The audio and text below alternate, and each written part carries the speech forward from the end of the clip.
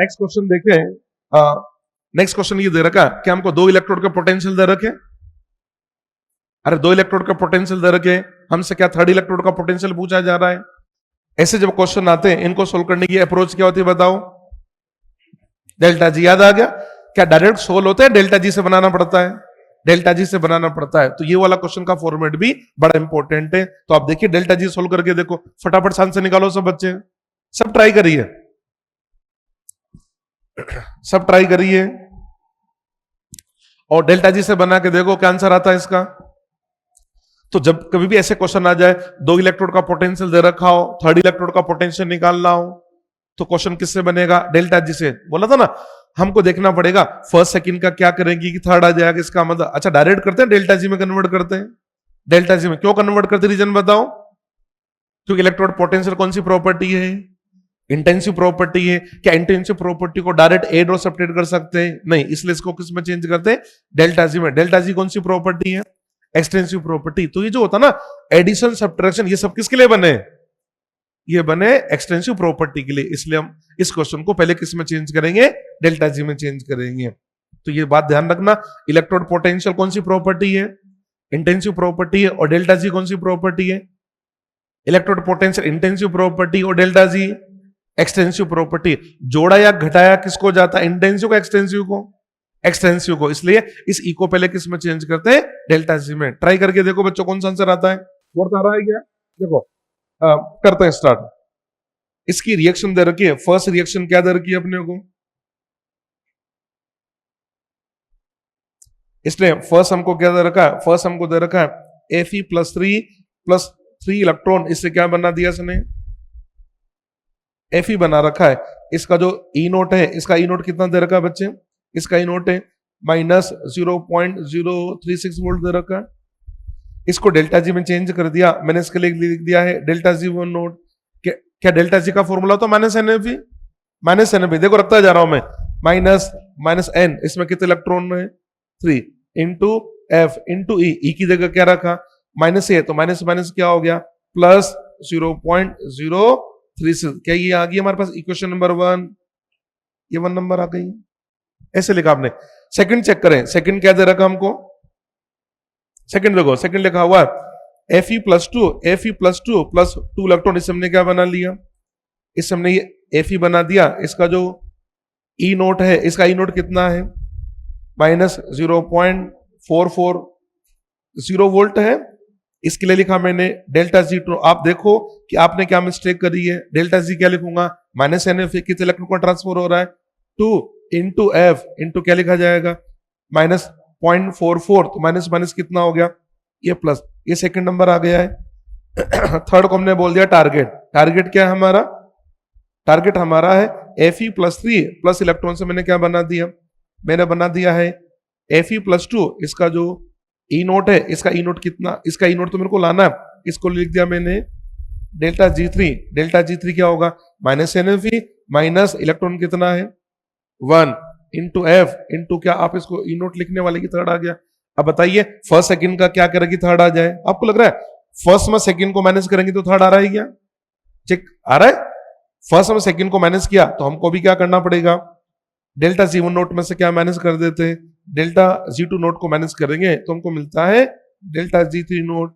Value put कर देते हैं।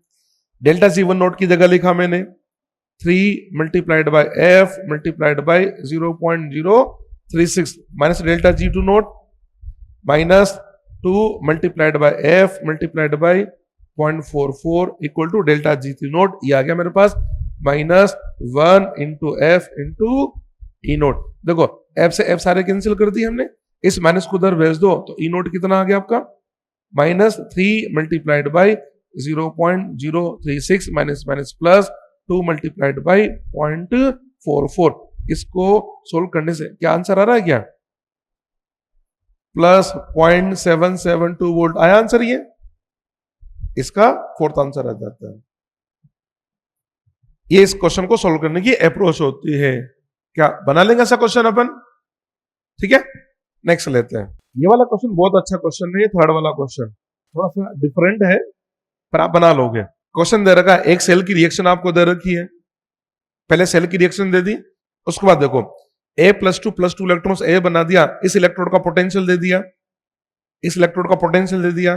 थर्ड, इसने log K हमको दे रखा है, log K देके हमसे पूछ रहा है B+ से जो B बना इस इलेक्ट्रोड का पोटेंशियल आपसे पूछा जा रहा है। तो सबसे पहले तो जैसे क्वेश्चन आया ये सोचिए इसको सोल्व करने की हमारी अप्रोच क्या होगी, हमारी थीम क्या होगी। अप्रोच बनाइए, क्या क्या दिया आपको, अरे आपको log K दे रखा है। अरे क्वेश्चन जैसे स्क्रीन पे आया सबसे पहले आपके सामने उसकी अप्रोच पता लगनी चाहिए, तो आप कैसे सोचे, ऐसे सोचो log K से पहले क्या इनोड सेल लाए, क्या एक फॉर्मूला याद आ रहा है जिसमें log K और इनोड सेल के बीच में रिलेशन है, तो log K से क्या बनाएंगे, इनोड सेल, याद है रिलेशन फॉर्मूला है ना, E naught cell equal to, last class में मैंने ट्रायंगल बना के बताया था, क्या फॉर्मूला था, E naught cell equal to 0.0591 upon N, log K एक फॉर्मूला लिखवाया था, तो log K दे रखा है, उससे इनोड सेल आएगा नहीं आएगा। इनोड सेल क्या होता है, क्या SRP of cathode minus SRP of anode होता है। एक इलेक्ट्रोड का पोटेंशियल दिया तो क्या दूसरे इलेक्ट्रोड का पोटेंशियल आएगा नहीं आएगा। ट्राई करिए सब बच्चे, ट्राई करिए, बहुत अच्छा क्वेश्चन है ये। सबसे पहला काम आप log K से इनोड सेल निकालो, सबसे पहला काम log K से इनोड सेल निकालना है, फॉर्मूला याद है आपको, बताया भी था, इनोड सेल इक्वल टू क्या लिखते थे अपन, 0.0591 अपॉन n, log K ये फॉर्मूला लिखा जाता था। चलो जी, यहां से हम सबसे पहले इनोड सेल निकालते हैं, देखिए करें calculation, E naught cell equal to क्या होगा 0.0591, इसको देखिए क्या पता लग रहा है, कैश के अंदर 2 इलेक्ट्रॉन का ट्रांसफर हो रहा है, तो n क्या रखा मैंने 2 रखा, log K, क्वेश्चन में log K कितना दे रखा है 15.6, इसको लिखा हमने 15.6, तो इनोड सेल अगर देखा जाए, इनोड सेल 0.059 को क्या लिखते हो 0.6 अपॉन 2, क्या ये 0.03 बन गया, ये बन गया हमारा 0.03 मल्टीप्लाइड बाय 15, ये हमारा वोल्ट में आ जाता है। यहां तक हो गया। यहां से देखें तो इनोड सेल कितना आ रहा है, देखो कैलकुलेशन करते समय क्या काम करो, ये जो 156 है ना, ये जो 156 है, इस 156 को 3 से मल्टीप्लाई कर दो, कितना आ रहा है, नहीं 156 को 3 से मल्टीप्लाई किया तो कितना आया, बोलो,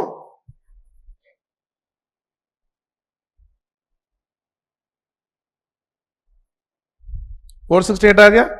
कितने डेसिमल लगाने होंगे आपको, 2 रहे 3, इसका मतलब क्या इसका जो इनोड सेल है ये 0.46 वोल्ट आ रहा है क्या, यहां तक तो हो गया। अब देखो अब आगे कैसे बनाएंगे, आपको पता है इनोड सेल का फॉर्मूला अपन क्या लिखते हैं, क्या हम इनोड सेल इक्वल टू लिखते हैं क्या, inode of cathode minus inode of anode, और दोनों का भैया SRP लेते हैं।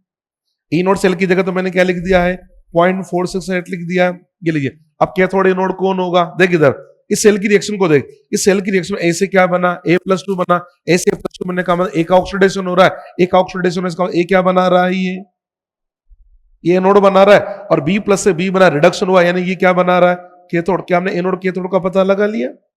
तो देखो अब देखो इसने क्या कर रखा है A+2, इसका मतलब एनोड का पोटेंशियल दे रखा है, ये किसका पोटेंशियल दे रखा है, एनोड का SRP दे रखा है, और हमसे क्या पूछ रहा है, क्या हमसे नहीं लग रहा कैथोड का SRP पूछा जा रहा है, किसका SRP पूछ रहा है, कैथोड का, दे किसका रखा है एनोड का, तो इनोड सेल इक्वल टू क्या होगा SRP of cathode minus SRP of anode, cathode तो पूछ ही रहा है ना, तो इसकी जगह ऐसे लिख दूं क्या, इनोड क्या पूछ रहा हमसे, क्या B+/B रखा minus inode of anode, anode कितना दे रखा है, एनोड हमको दे रखा है 0.34, यहां से देखा जाए तो इनोड ऑफ ये हमने निकाल लिया B+/B इक्वल टू क्या लिखेंगे भैया 0.468 माइनस माइनस प्लस 0.34 वोल्ट, ये लीजिए कितना आंसर आएगा ये? कितना 0.80, फर्स्ट आंसर देंगे 0.80, आंसर आ गया है 0.80 वोल्ट। बहुत अच्छा क्वेश्चन है। अब आपको मेथड पता लग जाना चाहिए, क्वेश्चन रटने नहीं है। जब ऐसा क्वेश्चन आ जाए कि log K दे रखा है तो आपको तुरंत समझ में आना चाहिए log K की हेल्प से क्या निकालेंगे, इनोड सेल निकालेंगे। अब इनोड सेल के फॉर्मूले में कैथोड एनोड आता ही है, तो दोनों में से कोई एक देगा, दूसरा में से पूछा जाएगा, यही तो क्वेश्चन था ये। तो ऐसा क्वेश्चन आ जाए तो बना पाएंगे बिल्कुल, ठीक है। नेक्स्ट चलिए, नेक्स्ट क्वेश्चन ये लिखा है, क्वेश्चन ये है how can an electrochemical cell be converted into electrolytic cell. आपसे पूछा जा रहा है कि आप ये जो इलेक्ट्रोकेमिकल सेल होता है, इस इलेक्ट्रोकेमिकल सेल को इलेक्ट्रोलाइटिक सेल में कैसे कन्वर्ट कर सकते हो। ऑप्शन बढ़िया, पहले क्या लिखा हुआ है। अब देखो, ऑप्शन पढ़ने से पहले हमको इसके बारे में थोड़ी बहुत नॉलेज होना चाहिए कि ये, तो पहले सोचें कि इलेक्ट्रोकेमिकल सेल क्या होता है, तो हमको याद आ गया कि सर इलेक्ट्रोकेमिकल जो सेल होता है ना, इस इलेक्ट्रोकेमिकल सेल का मतलब होता है ना, एक एनोड बना है, एक कैथोड बना है। जैसे जिंक को जिंक आयन में रखा, कॉपर को कॉपर आयन में रखा, हमने उसमें क्या किया, जैसे कनेक्ट किया तो क्या उसके अंदर केमिकल एनर्जी से हमको कौन सी एनर्जी मिलती है। इसका मतलब इलेक्ट्रोकेमिकल सेल में होता क्या है, बताओ। इलेक्ट्रोकेमिकल सेल में क्या होगा, क्या हमको इलेक्ट्रोकेमिकल सेल में जो केमिकल एनर्जी होगी वो किस में चेंज होती है, बताओ। इलेक्ट्रिकल एनर्जी में चेंज होती है, इलेक्ट्रिकल एनर्जी में चेंज होती है, ये तो इसमें चेंज होती है। पर हमसे क्या बोल रहा है, इलेक्ट्रोलाइटिक सेल की बात कर। जैसे इसने इलेक्ट्रोलाइटिक सेल बोला, आपसे बोला था ना इलेक्ट्रोलाइटिक सेल बोलते आपके दिमाग में तुरंत क्या आना चाहिए, एक कंटेनर आना चाहिए जो उसमें 2 इलेक्ट्रोड लगे हुए, और बोला था ना जैसे बैटरी लगाओगे, बैटरी लगाने पे क्या इसकी रिएक्शन होगी। बैटरी लगाने का मतलब हम इसको कौन सी एनर्जी दे रहे हैं, इलेक्ट्रिकल, यानी इलेक्ट्रिकल को केमिकल में चेंज कर रहा है। तो ये कहना चाह रहा है कि पहले तो केमिकल किस में चेंज हो रहा है, इलेक्ट्रिकल में, हमको तो इलेक्ट्रिकल को केमिकल में चेंज करना है। कुल मिला के पता क्या हुआ, करंट की डायरेक्शन चेंज करनी पड़ेगी।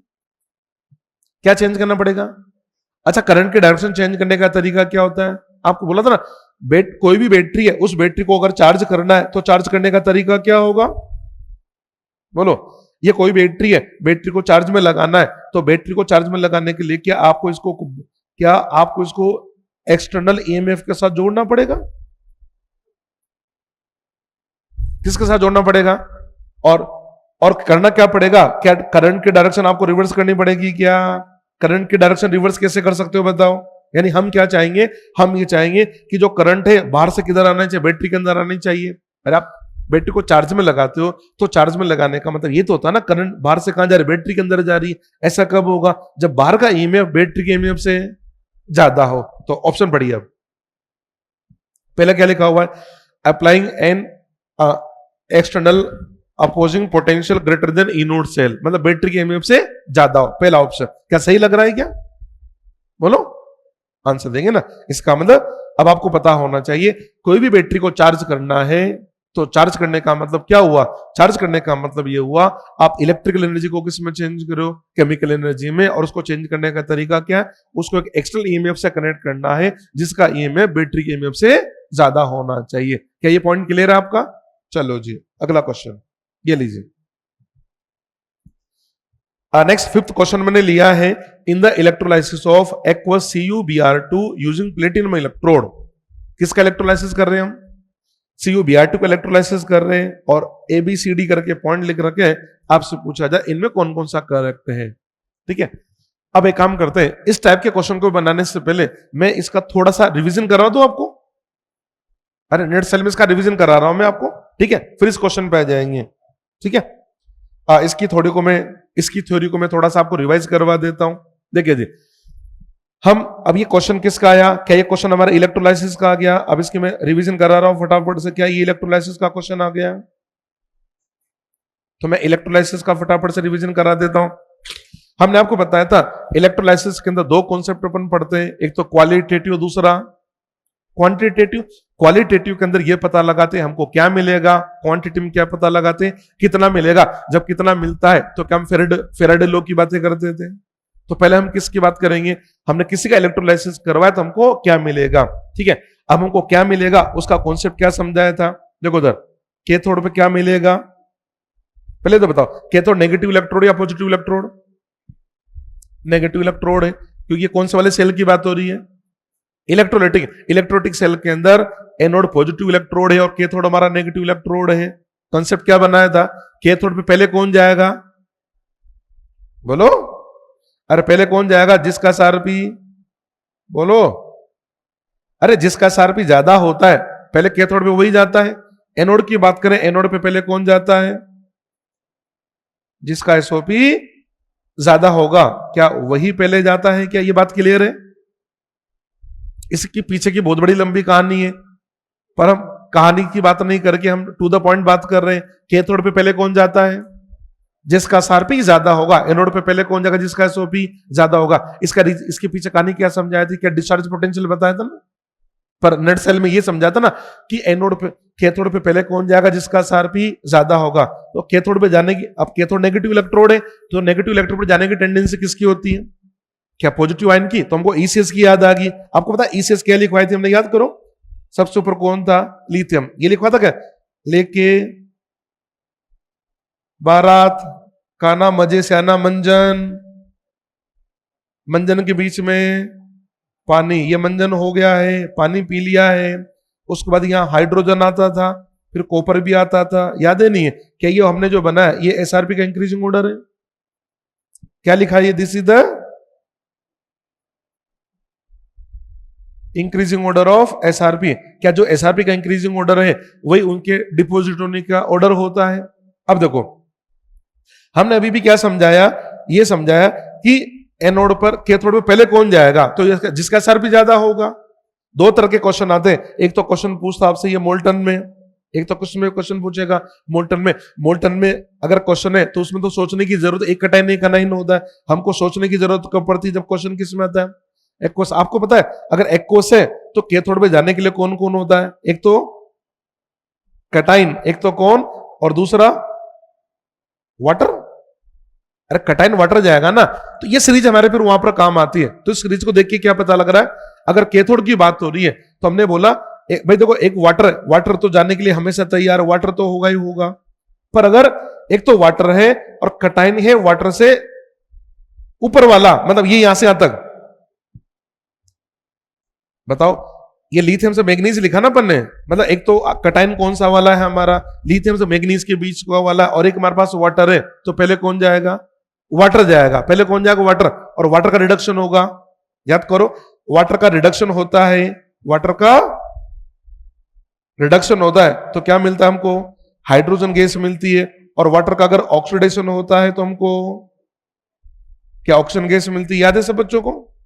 वाटर के रिडक्शन में कौन सी गैस मिलती है, हाइड्रोजन। वाटर का ऑक्सीडेशन में कौन सी मिलेगी हमको, ऑक्सीजन गैस मिलती है। तो देखो इससे क्या पता लगा, एक तो वाटर है और तो कटाइन कौन सा वाटर के ऊपर वाला है, तो पहले वाटर जाता है, और वाटर है और कटाइन वाटर के बाद वाला है, मतलब ये जिंक से लेके इधर वाले, तो पहले कौन जाएगा, मेटल आयन जाएगा, और हमको कैथोड पे मेटल मिलती है। क्या ये बात समझ में आ गई क्या। यहाँ पर एक इंपॉर्टेंट कॉन्सेप्ट ये है, आपसे पूछा जाएगा इनमें से ऐसी कौन सी मेटल है जिसको हम उसके एक्वस सॉल्यूशन के इलेक्ट्रोलाइसिस से ऑब्टेन नहीं कर सकते।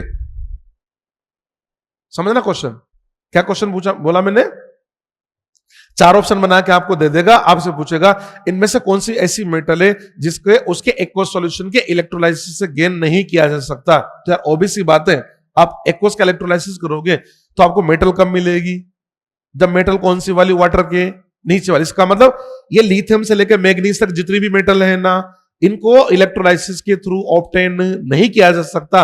इलेक्ट्रोलाइसिस के थ्रू किसको ऑब्टेन किया जा सकता है, जिंक के बाद में जितने भी मेटल है वो हमको इलेक्ट्रोलाइसिस से ऑब्टेन कर सकते हैं। ये बात समझ में आ गई।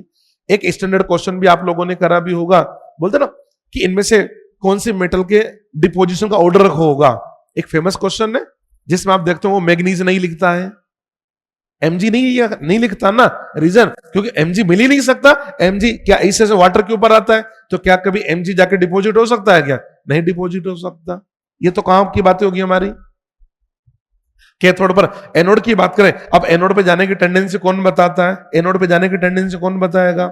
एनोड हमारा पॉजिटिव इलेक्ट्रोड है तो टेंडेंसी कौन बताएगा, एक तो अनाइन और दूसरा कौन होगा, दूसरा वाटर होगा। तो यहां पर भी एक सीरीज लिखवाई थी मैंने, आपको याद है कौन सी सीरीज लिखवाई थी, एसओपी का ऑर्डर। बोला क्या था, जिसका एसओपी ज्यादा को पहले जाएगा। ऑर्डर क्या लिखा था, सबसे पहले क्या लिखा था, सल्फेट, उसके बाद क्या लिखवाया था बताओ, NO3 माइनस, फिर क्या लिखवाया था, Cl minus, water, Br minus और I माइनस। ये सीरीज याद है बच्चों आपको, क्या ये दिस इज द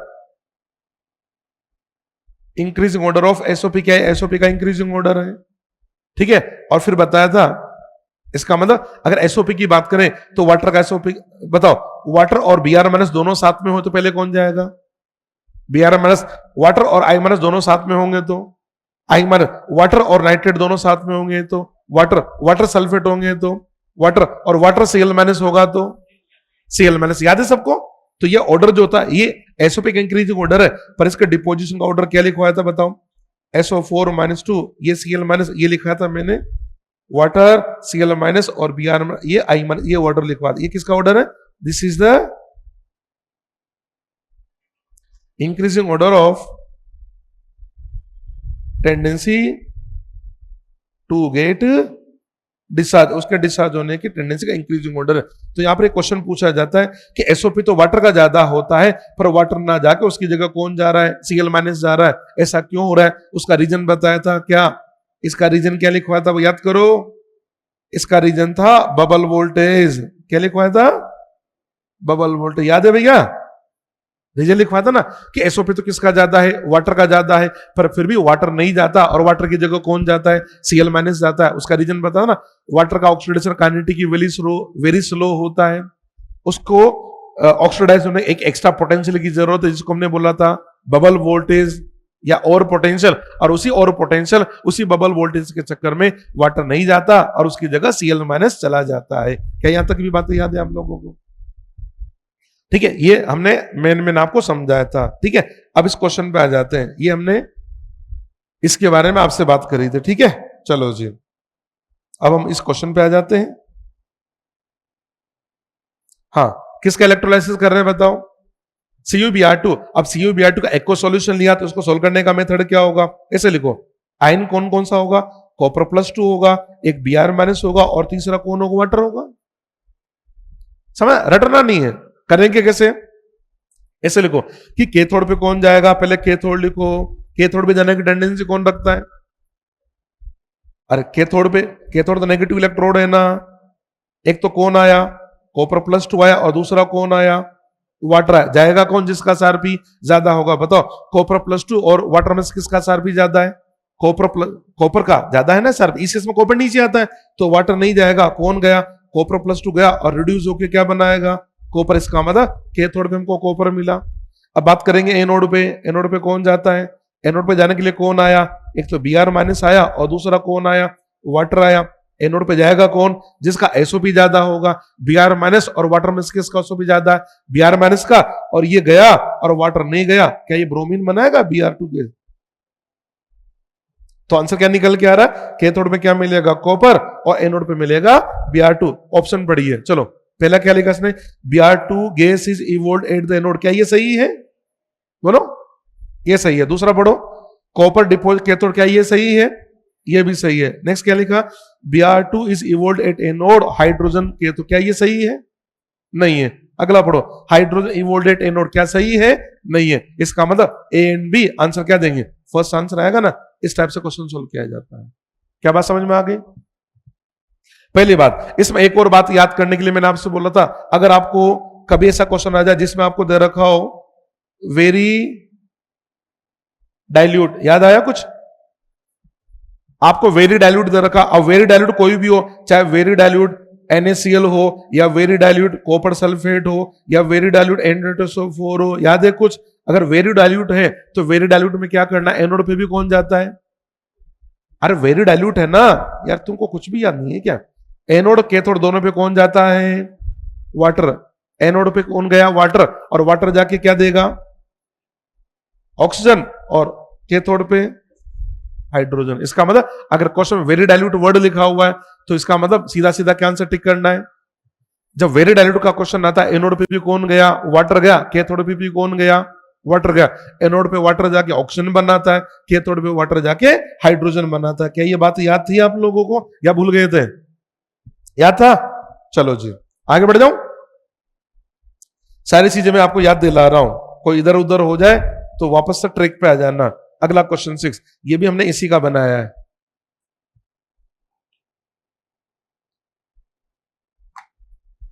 क्वेश्चन है, during the purification of copper by electrolysis. Copper का प्योरिफिकेशन कर रहे हैं।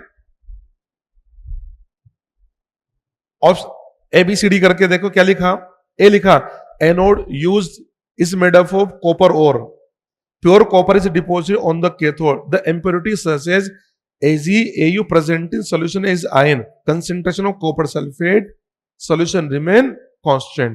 ठीक है, ऑप्शन 1 2 3 4 करके दे रखे हैं। इसमें से देखिए, देखो आप क्या आंसर आता है, क्वेश्चन पढ़िए। अब मैं इस क्वेश्चन को सोल्व करने से पहले मैं इसकी थ्योरी आपको रिवाइज कराऊंगा, इसकी थ्योरी में आपको रिवाइज कराऊंगा, पहले आप पढ़ो। इससे रिलेटेड कॉन्सेप्ट वापस रिवाइज करा देते, फिर अभी क्वेश्चन बना देते।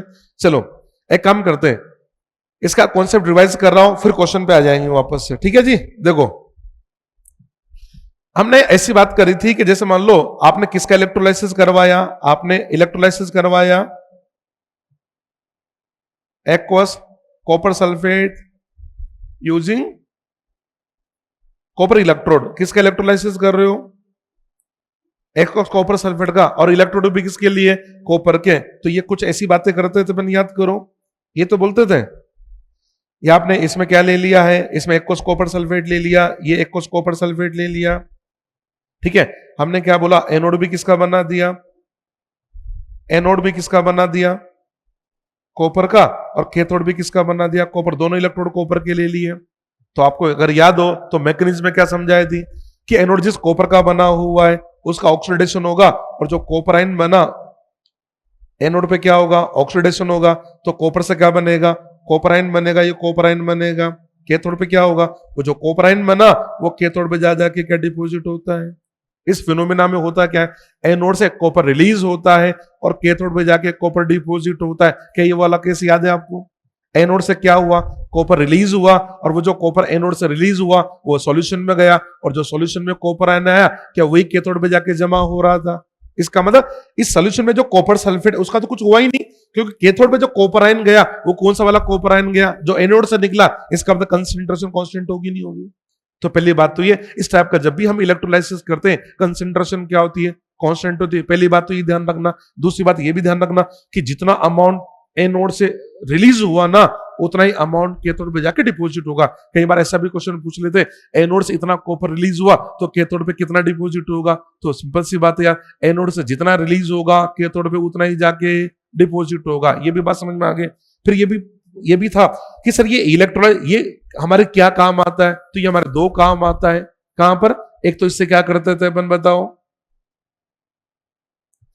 एक तो अपन इससे क्या करते थे, प्योरिफिकेशन ऑफ मेटल। क्या हम इसे मेटल का प्योरिफिकेशन करते थे। मेटल के प्योरिफिकेशन में याद करो, मेटल का जब प्योरिफिकेशन करवाया था तो आपको मैंने क्या सिखाया था, क्या करना है। आपने जो इम्प्योर मेटल है उस इम्प्योर मेटल का क्या बनाते हैं, बोलो, इम्प्योर मेटल का क्या बनाते हैं हम, एनोड। यानी एनोड किसका बना, इम्प्योर मेटल का बना दिया। और कैथोड किसका बनाते थे अपन, क्या कैथोड बनाते अपन प्योर मेटल का। तो फिनोमिना क्या होगा, एनोड किसका बना, इम्प्योर मेटल का। तो ये इम्प्योर मेटल है, इम्प्योर मेटल है तो इसके अंदर क्या होगा, जब इसका ऑक्सीडेशन होगा तो कॉपर आयन तो सॉल्यूशन में गया, और वो जो आयन गया वो कैथोड पे जाकर डिपॉजिट हो गया। क्या इंप्योरिटी सॉल्यूशन में छूट जाएगी। तो ऐसा करने से क्या होगा, क्या सारा का सारा कॉपर आयन कैथोड पे जाकर जमा हो जाएगा। तो ध्यान रखना, जब भी हम प्योरिफिकेशन करते हैं तो इम्प्योर का क्या बनाते हैं, एनोड, और प्योर का क्या बनाते हैं, कैथोड। एक बात तो ये याद रखनी थी। दूसरा ये भी तो बताया था ना, ये हमारे क्या काम आता है, क्या ये हमारे इलेक्ट्रोप्लेटिंग में काम आता है। किसमें काम आता है, इलेक्ट्रोप्लेटिंग। इलेक्ट्रोप्लेटिंग में क्या क्या मतलब होता है, इलेक्ट्रोप्लेटिंग का मतलब होता है एक मेटल पर दूसरे मेटल की कोटिंग करना। इलेक्ट्रोप्लेटिंग क्या होता है, एक मेटल के ऊपर दूसरे मेटल की कोटिंग करना। जैसे मान लो कॉपर की रोड है, उसके सिल्वर की कोटिंग करनी है, उस फिनोमेना को बोलेंगे इलेक्ट्रोप्लेटिंग।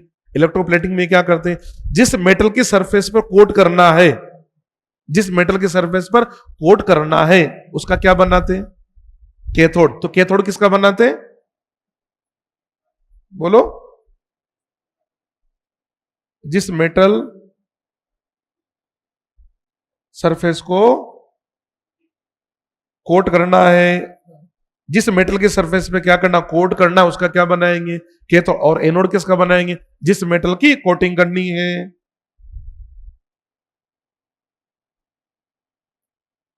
जिस मेटल की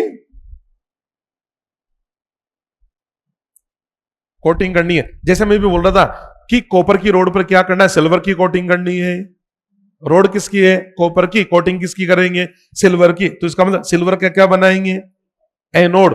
कैथोड किसका बनाएंगे, कॉपर का। और सॉल्यूशन किसका लेंगे, AgNO3 का।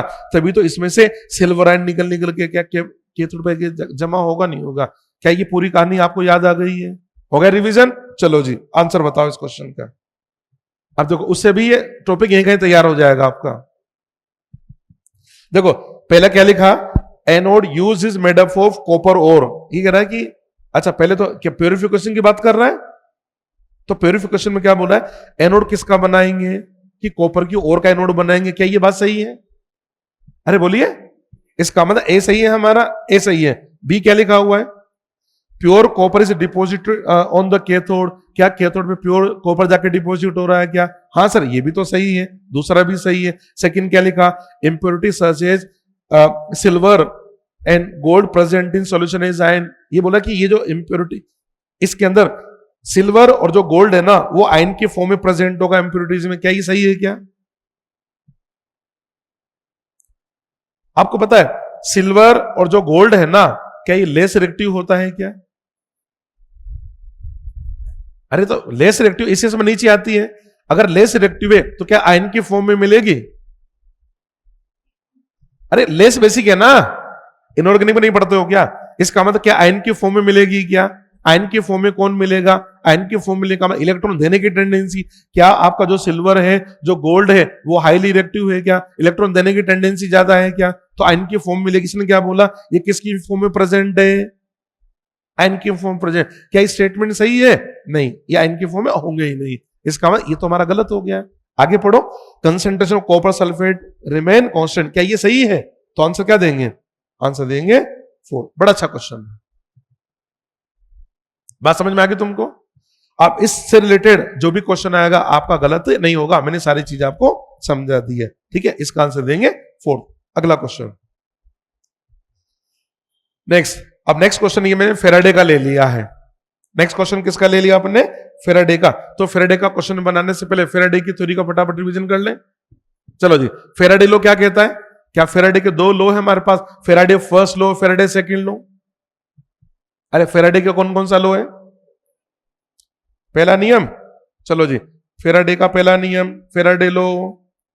बताओ पहले किसकी बात करेंगे? क्या फेराडे के फर्स्ट लॉ की बात कर ले? क्या फॉर्मूला काम में ले तो बटा फटाफट से, W इक्वल टू ZIT, और Z की जगह क्या लिखते हैं अपन?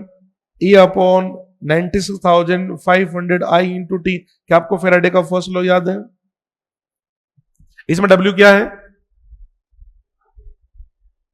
अमाउंट जो जाके डिपॉजिट हो रहा है। E क्या है? Equivalent weight. I क्या है? करंट। T क्या है? टाइम। और I और T की जगह क्या अपन Q भी लिख सकते थे? हम इसको भी तो लिख सकते थे ना, W इक्वल टू क्या होता है? Z। Q भी लिखा जा सकता है। इसमें Z क्या होता है? इसमें Z क्या है? Z को क्या बोलते हो? इलेक्ट्रो क्या? केमिस्ट्री, इलेक्ट्रोकेमिकल इक्विवेलेंट, विद्युत रासायनिक तुल्यांक। हिंदी में क्या बोलते हैं इसको? विद्युत रासायनिक तुल्यांक। पता है अब इसमें पता बच्चा गड़बड़ क्या करता है, क्वेश्चन बनाया और उसने क्या पूछा क्वेश्चन के अंदर? इलेक्ट्रोकेमिकल इक्विवेलेंट पूछा। क्या पूछा? अरे समझना तुमसे जो गलती होती है, क्वेश्चन में क्या पूछ रहा है वो? जेड नहीं बोलेगा, वो क्या बोले? Electrochemical equivalent. तो हम करते क्या, हम ई निकाल के आंसर टिक कर देते हैं। तो ध्यान से क्वेश्चन पढ़ना, अगर इलेक्ट्रोकेमिकल इक्विवेलेंट बोला है तो जेड निकालना है, और अगर इक्विवेलेंट वेट बोला है तो फिर ई निकालना है। यहां पर गड़बड़ होती है बच्चे से। वो क्या बोलता है? इलेक्ट्रोकेमिकल इक्विवेलेंट, और हम क्या निकाल लेते हैं? इक्विवेलेंट वेट निकाल लेते हैं। एक तो ये हो गया, ये तुम्हारा फेराडे फर्स्ट लॉ हो गया। फेराडे का सेकंड लॉ क्या कहता है बताइए? फेराडे का सेकंड लॉ क्या बोलता है बताइए? बोलता ना कि आपके पास डिफरेंट इलेक्ट्रोलिटिक सॉल्यूशन है, डिफरेंट इलेक्ट्रोलिटिक सॉल्यूशन है, उसमें से अगर सेम अमाउंट की करंट पास करोगे तो क्या उन पे जो सब्सटेंस मिलेंगे उनके ग्राम इक्विवेलेंट इक्वल होंगे नहीं होंगे? और उसके लिए बोला था ना W1 upon E1 equal to क्या लिखवाया था मैंने? W2 upon E2। ये लिखवाया था, ये लिखवाया था। ये तो फॉर्मूले की बात हो गई है। अच्छा ये तो फॉर्मूला हो गया है। कंसेप्ट क्या बनाया था अपन ने, याद करो। अब कंसेप्ट समझा देता हूं मैं आपको। ये तो फॉर्मूला हो गया। कंसेप्ट क्या लिखवाया था? आप इलेक्ट्रोलाइसिस करवाओगे तो सब्सटेंस डिपॉजिट होगा। आपने सब चार्ज कितना पास करवा? 1 फेराडे। कितना चार्ज पास किया? 1 फेराडे। आपको पता चार्ज अगर पास करोगे तो क्या एनोड कैथोड दोनों पर सब्सटेंस डिपॉजिट होंगे? हमने कॉन्सेप्ट क्या लिखवाया था? जितने फेराडे चार्ज पास करेंगे उतना ही ग्राम इक्विवेलेंट सब्सटेंस डिपॉजिट होगा, चाहे वो एनोड पे डिपॉजिट हो या कैथोड पे डिपॉजिट हो। अगर मैंने 2 फेराडे चार्ज पास किया, कितना चार्ज पास किया? 2 फेराडे, तो 2 ग्राम इक्विवेलेंट सब्सटेंस कहां मिलेगा? एनोड पर। 2 ग्राम इक्विवेलेंट कहां मिलेगा? कैथोड पर। और जो सॉल्यूशन बनेगा उसमें भी 2 ग्राम इक्विवेलेंट ही मिलेगा। अगर मैंने 5 फेराडे चार्ज पास किया तो 5 ग्राम इक्विवेलेंट कहां मिलेगा? एनोड पर। और 5 ग्राम इक्विवेलेंट मिलेगा कैथोड पर। और इसको याद करने का तरीका, जितने फेराडे चार्ज पास करोगे, बोलो, जितने फेराडे चार्ज पास करोगे क्या उतने ही ग्राम इक्विवेलेंट सब्सटेंस डिपॉजिट होता है? नंबर 1। इसमें एक और बात याद रखनी थी आपको, ये तो कॉन्सेप्ट समझ में आ गया। जितने फेराडे चार्ज पास करेंगे उतने ग्राम इक्विवेलेंट सब्सटेंस डिपॉजिट होगा। एक बात और याद रखने की, आपको याद है अगर हम एक्वस NaCl का इलेक्ट्रोलाइसिस करते हैं, किसका इलेक्ट्रोलाइसिस किया था?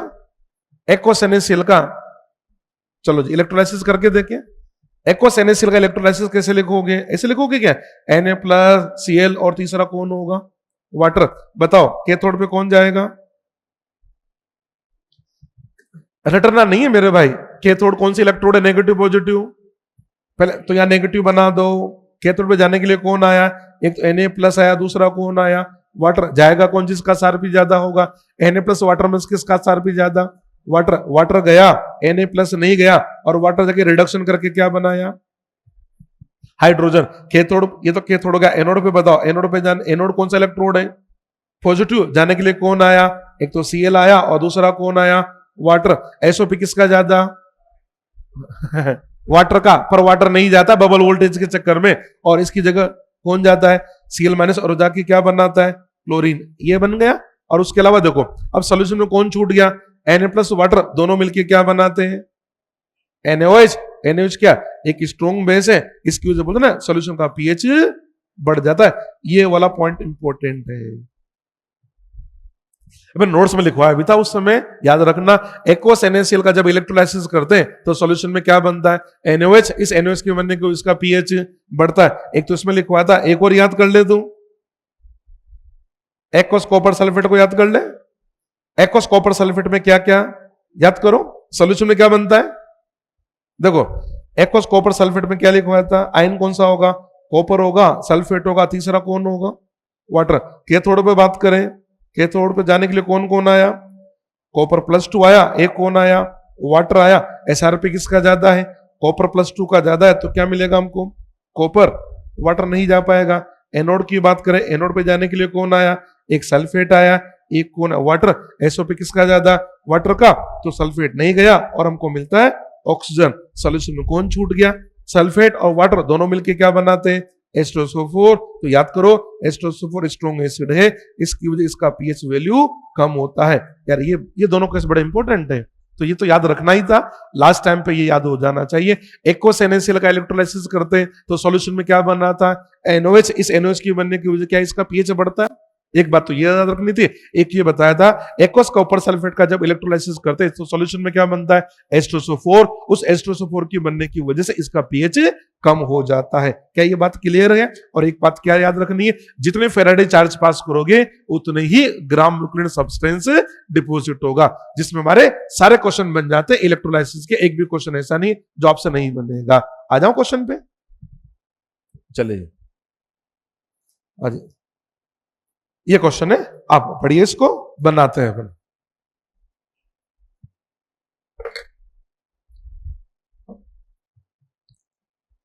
जब तक ये पेन नहीं चलेगा ना, हमसे एग्जाम में सवाल नहीं बनेगा। इस बात को समझो, देखने से काम नहीं चलता है, खुद को करना पड़ता है। आप पेन चलना चाहिए, पेन रुकना नहीं चाहिए तुम्हारा।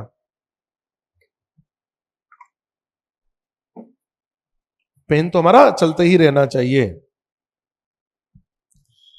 क्वेश्चन है मास ऑफ सिल्वर, ठीक है, एटॉमिक मास दे दिया है।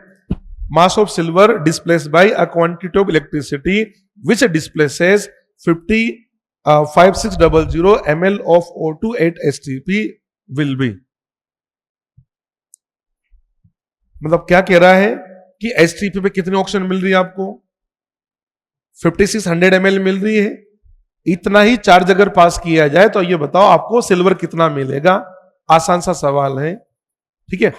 जब भी ऐसे क्वेश्चन आते हैं कि इस करंट से हमको ये इतना मिला तो वो कितना हमको मिलेगा, आप पहले अपने लेवल पे ट्राई करिए, आप देखिए क्या आंसर लाते हैं, फिर मैं आपको बताता हूं कैसे बनाएंगे हम क्वेश्चन को।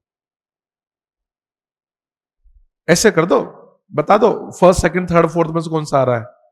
फर्स्ट आ रहा है आपका, थर्ड आ रहा है, थर्ड आंसर आया। देखो जी, अब क्वेश्चन को अप्रोच क्या होनी चाहिए, सुनो अप्रोच क्या होनी चाहिए। क्या आप ये तो जानते हो ना, अभी भी क्या समझाया था, सेम चार्ज पास करने से क्या ग्राम इक्विवेलेंट बराबर मिलेंगे आपको। अरे बोलना भाई, चलो इसका मतलब हम अपने को इस क्वेश्चन को सोल्व करने के लिए किस किस के ग्राम इक्विवेलेंट इक्वल करने, देख इधर हम किस किस के ग्राम इक्विवेलेंट करें। ग्राम इक्विवेलेंट किसका लेंगे, एक तो हम लेंगे सिल्वर का और दूसरा हम ग्राम इक्विवेलेंट किसका लेंगे, ऑक्सीजन का। आप अप्रोच देखो क्वेश्चन को सोल्व करने की। आप ये भी जानते होंगे ग्राम इक्विवेलेंट के क्या क्या फॉर्मूले होते हैं। सर ग्राम इक्विवेलेंट के तो बहुत सारे फॉर्मूले होते हैं। क्या ग्राम इक्विवेलेंट होता है क्या वेट अपॉन इक्विवेलेंट वेट। अरे भैया ग्राम इक्विवेलेंट ये भी होता है क्या एन इंटू वी, वी किस में लेना है लीटर में।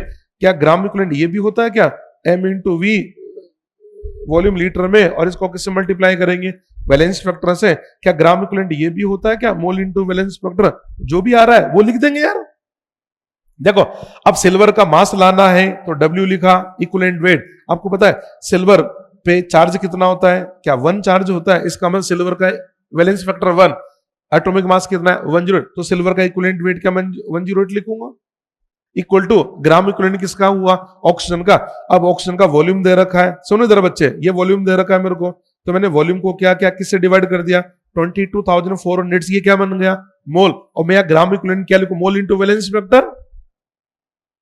अब वैलेंस फैक्टर यहां बच्चा गड़बड़ करता है, आपको इतनी बार बताया तो मैंने क्लास के अंदर, फिर से बताऊंगा। हाँ बताओ वैलेंस फैक्टर अगर H है तो एक, वैलेंस फैक्टर H2 है तो लास्ट मोमेंट में, फिर वापस बता रहा हूं, आपको पता है साल भर में पता नहीं कितनी बार समझाया होगा, फिर से गलती कर दी हमने। और बताओ वैलेंस फैक्टर अगर O है तो O का वैलेंस फैक्टर कितना लेना है 2, अगर वैलेंस फैक्टर O2 है तो O2 का वैलेंस फैक्टर 4, वैलेंस फैक्टर अगर Cl है तो 1, वैलेंस फैक्टर अगर Cl2 है तो 2। याद आएगी सारी बातें। तो यहां O2 को वैलेंस फैक्टर क्या लिखेंगे हम 4 लिखेंगे। यह बात समझ में आ रही है। देखो 00 से 00 कैंसिल कर दिया, बताओ 56 का 4 टाइम्स कितना हो रहा है 224, 224 कैंसिल हो गया, W इक्वल टू आ गया है 108 ग्राम। यार कितना बढ़िया क्वेश्चन था। देखो क्या आपको लगता था कुछ गलती होने वाली थी जो अपन ने अभी लास्ट मोमेंट पे सीख ली है, अब ये तुमको याद रहेंगे वैलेंस फैक्टर, इसमें गड़बड़ करते हो ना, ध्यान रखना, ठीक है।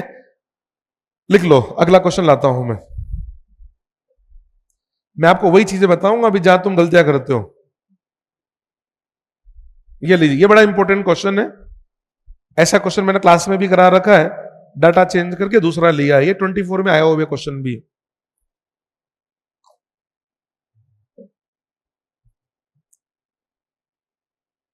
अब ये क्वेश्चन क्या हुआ, ये पता है फेराडे का भी है, और फेराडे के साथ इसने क्या किया मोल को भी मिक्स कर दिया।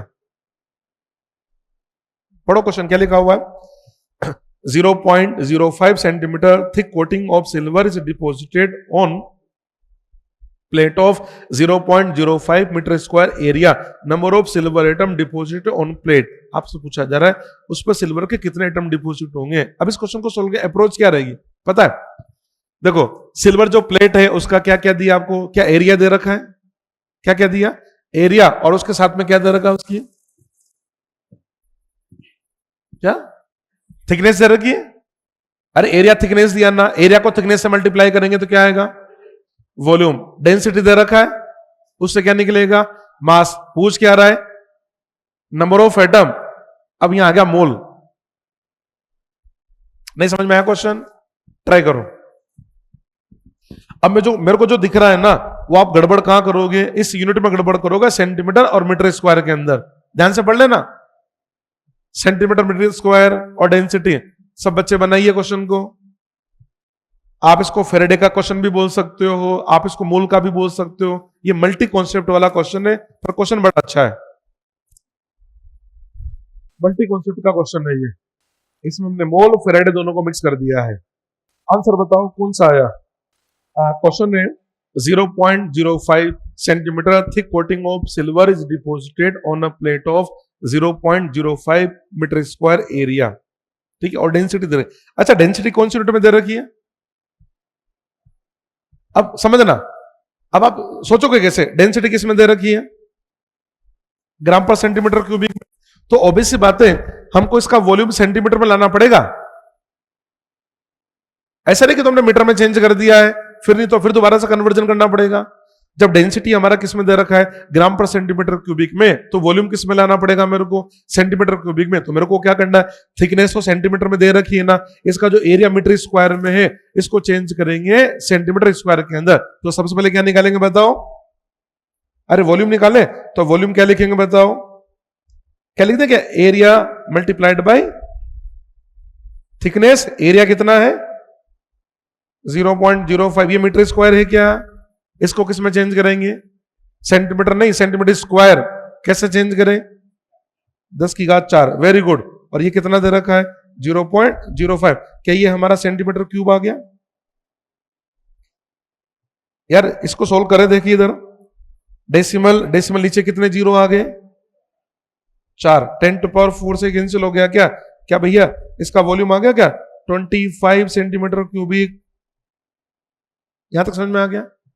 अब डेंसिटी का फॉर्मूला लगा देते हैं। डेंसिटी का फॉर्मूला क्या कहता है बताओ? डेंसिटी इक्वल टू क्या लिखोगे आप? Mass upon volume. यहां से अगर मास निकाला जाए तो मास क्या निकलेगा? डेंसिटी कितना है हमारे पास में? 7.9। इसको किससे मल्टीप्लाई कर दिया? 25 से। तो क्या ये आंसर ग्राम में आ गया? दीजिए, आपसे क्या पूछा है? Number of atom. तो पहले मोल बनाने पड़ेंगे। अच्छा, सिल्वर एटम या मोलिक्यूल है? एटम। तो सिल्वर के मोल ऑफ एटम, यहां से लिख दो इसको, मोल ऑफ सिल्वर एटम। मोल कैसे बनाते हैं? मोल इक्वल टू क्या होता है? मास। 7.9 को किससे मल्टीप्लाई कर दिया? 25 से। इसको किससे डिवाइड कर दिया? 108 से। क्या ये इसका मास निकल के आ गया? आपसे पूछा क्या जा रहा है? सॉरी, मास नहीं तो मोल आ गया। अरे ये क्या बन गया इसके? मोल। याद है? मोल को अपन ये भी बोल देते हैं ग्राम एटम। याद है भैया? हमसे क्या पूछ रहा है? नंबर ऑफ एटम पूछा जा रहा है। तो नंबर निकालने के लिए क्या करोगे आप? Na से मल्टीप्लाई करेंगे, जो आ जाता है 7.9 multiplied by 25 upon 108 multiplied by 6.023 into 10⁻23। Calculation करने से पहले ये देखूंगा पावर 10⁻23 में ही है। चलो जी, तो 10⁻23 होगा। इसका मतलब मैं देखो ये इसका मल्टीपल कितना आ जाता है, ये देखना पड़ेगा अपने को, क्योंकि 10⁻23 तो देना है ना, इसको तो छेड़ना ही नहीं है अपने को। इसका मल्टीपल देखो तो कितना रहा इसका मल्टीपल? कितना? 3 आ रहा है? बिल्कुल हाँ, 11.01 इंटू 10⁻20। ये इस क्वेश्चन का आंसर आ जाएगा। थर्ड आंसर दे देंगे इसमें। आ गया समझ में क्वेश्चन? क्या ये फेराडे और मोल 2 चैप्टर का मिक्स नहीं है? आसान है। ऐसे जब क्वेश्चन आ जाए तो डरने की कोई जरूरत नहीं है। 2 चैप्टर को मिला के क्वेश्चन बना दिया गया है। ठीक है जी, चलो नेक्स्ट बनाते हैं। नेक्स्ट एक और क्वेश्चन लिखा है मैंने इसका। A dilute solution of sulfuric acid is electrolyzed using a current of 0.1 ampere for 2 hours to produce hydrogen and oxygen gas. Total volume of gases produced at STP is, gases का total volume पूछ रहा है। STP पे total volume आपको कितना मिलेगा? देखो question, आप इसको क्वेश्चन पढ़िए पहले तो आप। A dilute solution of sulfuric acid is electrolyzed using a current of 0.1 ampere for 2 hours to produce hydrogen oxygen gas. ये क्या कह रहा है? हमने करंट पास के इतने टाइम के लिए, तो हाइड्रोजन गैस भी मिली, ऑक्सीजन गैस भी मिली, दोनों गैस हमको मिली। तो हमसे पूरा टोटल वॉल्यूम कितना होगा उसके एसटीपी पर? अच्छा, इसने molar volume of ideal gas कितना लिखा है? 22.7 इसने लिखा है। कितना लिखा है? 22.7। इसका मतलब ये कहना चाह रहा है 1 मोल का वॉल्यूम 22.4 नहीं, कितना है? 22.7। ये इसने दे रखा है, लिखा ना क्वेश्चन के अंदर। इसका मल्टीप्लाई किससे करेंगे? अपन तो बोलते ना कि 1 मोल का वॉल्यूम एसटीपी पे 22.4 लीटर होता है, पर इसने जब 22.7 लिख दिया है, इसका ये मान के चलना एसटीपी पर 1 मोल का वॉल्यूम 22.7 है। इसने खुद नहीं दे दिया है क्वेश्चन के अंदर। ठीक है, ट्राई करो। अब इसकी सिंपलेस्ट अप्रोच देखें।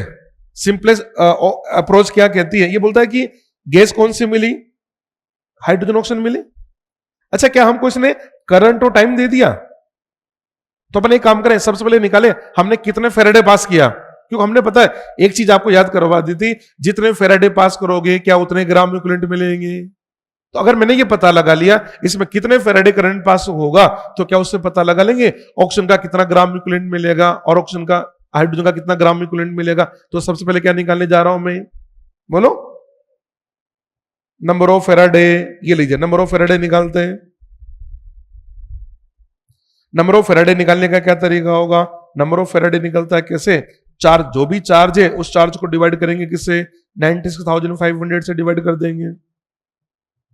लीजिए, चार्ज को लिख सकता हूं आई इंटू टी। आई कितना है?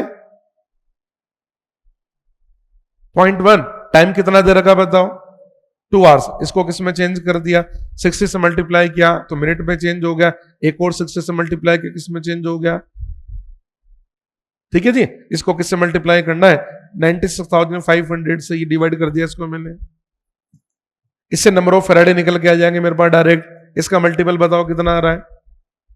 डेसिमल हटा दिया तो कितना आ गया ये? 10। 10 10 10 10। ऊपर कितना हो गया आपका? 6 6 36 और इसका डबल किया तो कितना हो गया? 72। 72 को डिवाइड करना पड़ेगा मेरे को 9650 से। डिवाइड करो। 72 को किससे डिवाइड करना है? बोलो, 72 को किससे डिवाइड करना है? इसको डिवाइड करना मेरे को 9650 से डिवाइड करना है। डेसिमल लगा दिया, एक जीरो आ गया, नहीं बना काम। एक और जीरो लगा दिया, फिर भी नहीं बना। एक और जीरो लगा दिया, ये लीजिए 0.00 तो लग गया। अरे नहीं आता डिवाइड करना तुमको? अब बताओ इसको 9650 इसका कितना टाइम्स जाके 72,000 आएगा? 0.007। एक डिजिट और लानी पड़ेगी।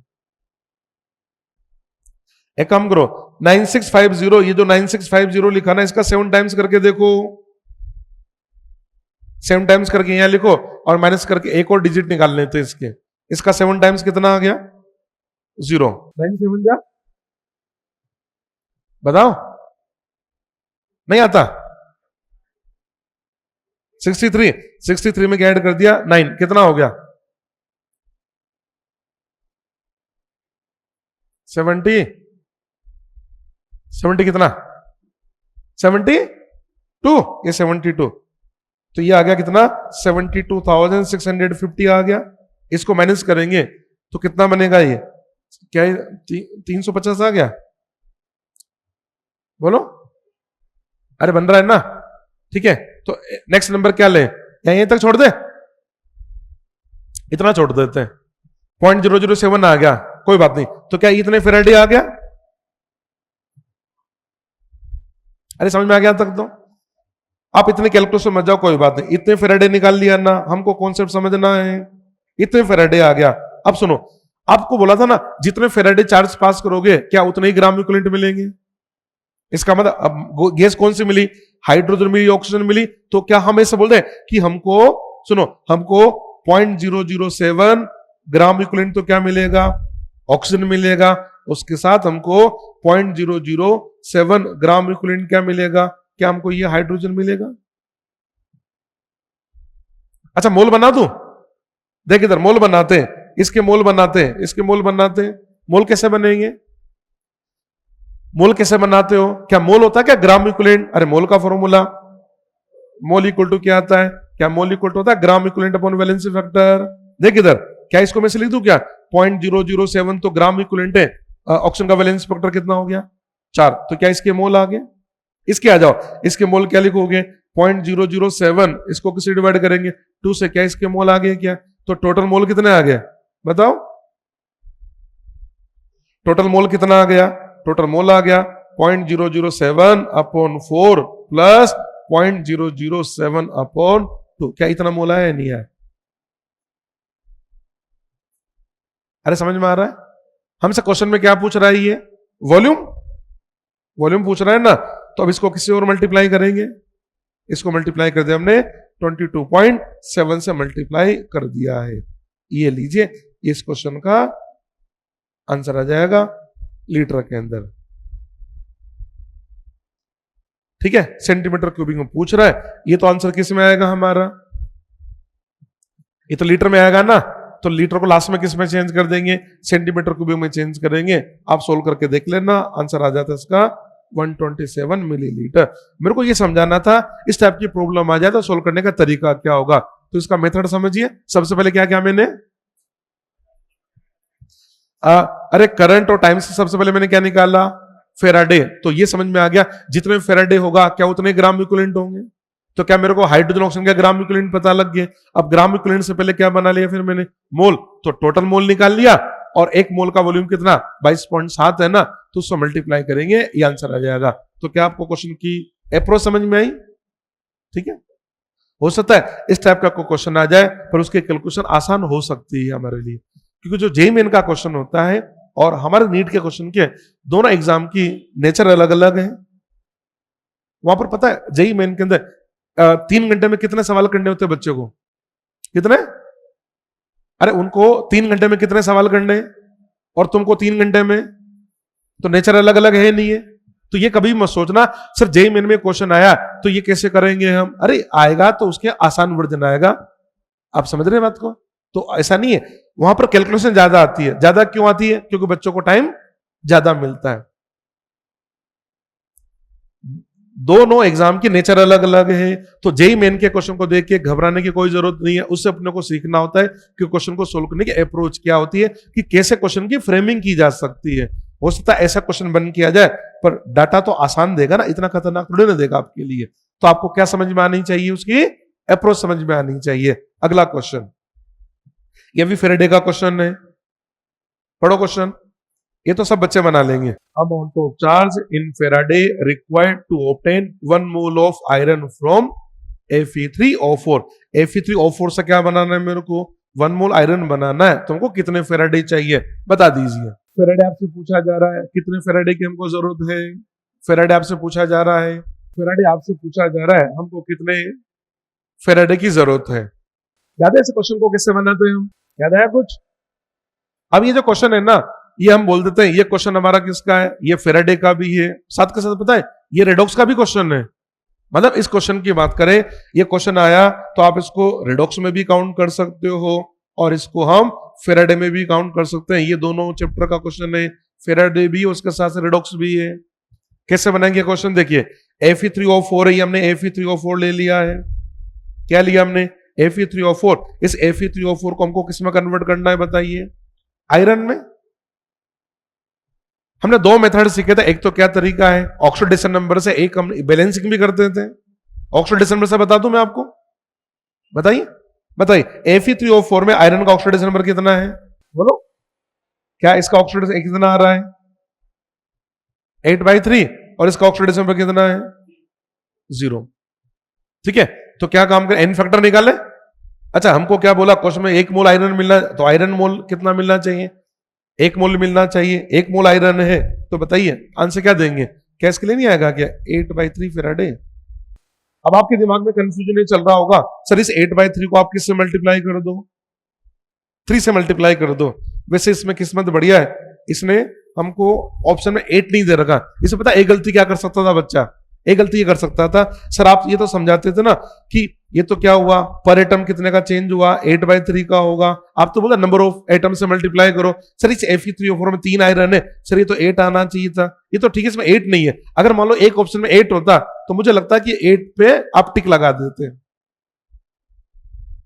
तो उसको भी समझ लेते, उसको भी समझ लेते हैं। सुनो, आपसे बोला था कि नंबर ऑफ एटम लेने, नंबर ऑफ एटम किसके लेने? जो आपको ऑब्टेन करना। इसने क्या बोला? हमको क्या चाहिए? आयरन चाहिए 1 मोल। इसका मतलब आयरन 1 मोल चाहिए, तो नंबर ऑफ एटम किसके देखेंगे? आयरन के। क्या इसमें 1 ही मोल है? ये आ गया हमारा आंसर 8/3। आप एक काम करो, इसको उससे भी बैलेंस, उससे भी करके देखो। देखो इधर, इससे बनाते हैं। ये Fe3O4 है, Fe3O4 को हमने किस में चेंज किया? आयरन में। बैलेंस करें? ये लीजिए आयरन को बैलेंस क्या कितना आ गया 3, ऑक्सीजन कितने 4, इधर क्या लिखूंगा 4s2, हाइड्रोजन कितना होगा 8, क्या इसको लिख दे अपन 8s प्लस, तो ये कितना आ गया क्या 8, इसको देख के क्या पता लग रहा है, इसको देख के पता लग रहा है क्या 3 मोल आयरन के लिए हमको चाहिए 8 फेराडे, तो 1 मोल आयरन के लिए कितना चाहिए 8/3 आ गया ना 8/3। अगर इस ऑक्सीडेशन नंबर में कोई कंफ्यूजन हो ना तो तुरंत आप इसको बैलेंस कर लेना, आपका क्वेश्चन कभी भी गलत नहीं होगा। ये क्वेश्चन मैंने क्यों करवाया, क्योंकि आप गलती क्या कर सकते थे 8/3 को किससे मल्टीप्लाई करते 3 से मल्टीप्लाई करके क्वेश्चन को गलत कर देते। ये तो चलो ठीक है, इन्होंने पेपर इसमें 8 नहीं दिया, मैं अगर बनाता तो मैं 8 जरूर देता एक क्वेश्चन के अंदर, पक्की बात है, फिर तो गलत हो जाता क्वेश्चन बच्चे का। ठीक है, समझ में आ गई बात। चलो जी अगला क्वेश्चन नेक्स्ट।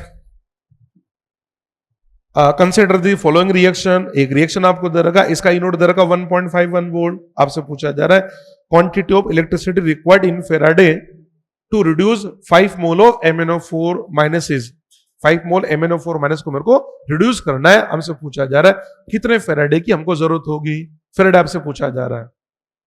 ये बहुत ही स्टैंडर्ड क्वेश्चन है, पूछता ही रहता है इसको। तो ये जो है ना MnO4 माइनस वाला, एक पोटेशियम डाइक्रोमेट वाला, ये तो बड़े फेमस सवाल है, आंसर भी याद होगा। पोटेशियम डाइक्रोमेट वाले का कितना आंसर आता है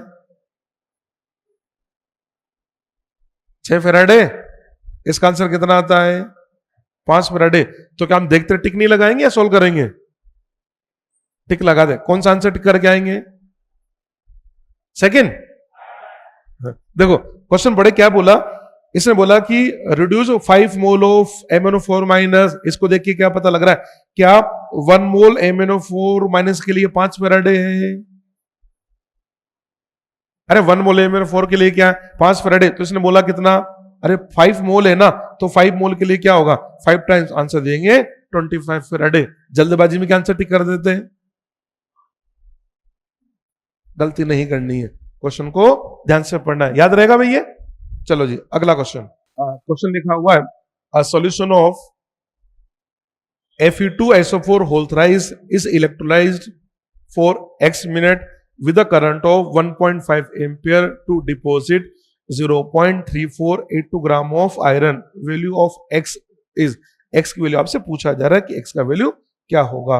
नोट करिए इसको, और नोट क्या करिए मतलब ट्राई करिए आप इस क्वेश्चन को, X का वैल्यू आपसे पूछा जा रहा है। कैसे सोचोगे क्वेश्चन को, हमको ये बोला इतनी आयरन मिल रही है, इतना करंट है, और आपसे टाइम पूछा जा रहा है। 3 चीजें अंडरलाइन करो, क्या पूछा गया टाइम, करंट दे रखा है और अमाउंट दे रखा है, तो आपको फेराडे फर्स्ट लॉ की याद नहीं आई क्या, फेराडे का फर्स्ट लॉ क्या कहता है, बोलो फेराडे का फर्स्ट लॉ क्या कहता है, क्या फेराडे का फर्स्ट लॉ होता है क्या W इक्वल टू, बोलिए W equal to E upon 96,500 I into t, क्या ये फेराडे का फर्स्ट लॉ है, ये फेराडे का फर्स्ट लॉ है। चलो जी अमाउंट की बात करते हैं, क्या हमको इसमें आयरन कितना दे रखा बताओ, क्या 0.3482 ग्राम दे रखा आयरन, इक्विवेलेंट वेट, बात आती है इक्विवेलेंट वेट की। अब बताओ आयरन का इक्विवेलेंट वेट क्या रखोगे 56 अपॉन, बस इस क्वेश्चन में यही है, अपॉन में क्या आना चाहिए बोलो, मतलब गड़बड़ बच्चा क्या करेगा, या तो 2 रखेगा या 3 रखेगा, 3 और 2 में से डिसाइड करना अपने को क्या रखेंगे। इसको ब्रेक करके देखें, इसको ब्रेक करेंगे तो कैसे ब्रेक होगा, ये Fe2SO4 होल थ्राइस कैसे ब्रेक होगा बताओ, ये 2 Fe +3 SO4 माना ये ब्रेक होगा। आयरन पे कितना चार्ज आ गया 3, इसका मतलब आयरन का वैलेंस फैक्टर कितना लेना है अपने को 3 लेना है। इक्विवेलेंट वेट क्या होगा 56 को किससे डिवाइड करना है 3 से, 96,500 ये हो गया। करंट कितना दे रखा क्वेश्चन के अंदर 1.5 एम्पियर, टाइम ये टी लेकर आना है। अच्छा हमको टाइम किस में लाना है मिनट में, ये जो टी आएगा ये किस में आएगा सेकंड में, सेकंड को किस में चेंज करना पड़ेगा मिनट में, तो क्या करें इसके लिए 60 का भाग लगा दे, ये 60 का भाग लगा दिया। लीजिए, तो यहां से t इक्वल टू क्या बन गया आपका, t इक्वल टू आ गया है 0.3482 multiplied by 3 multiplied by 96,500 multiplied by 60 divided by 56 into 1.5, ये हमारा आंसर आ जाएगा इतना मिनट।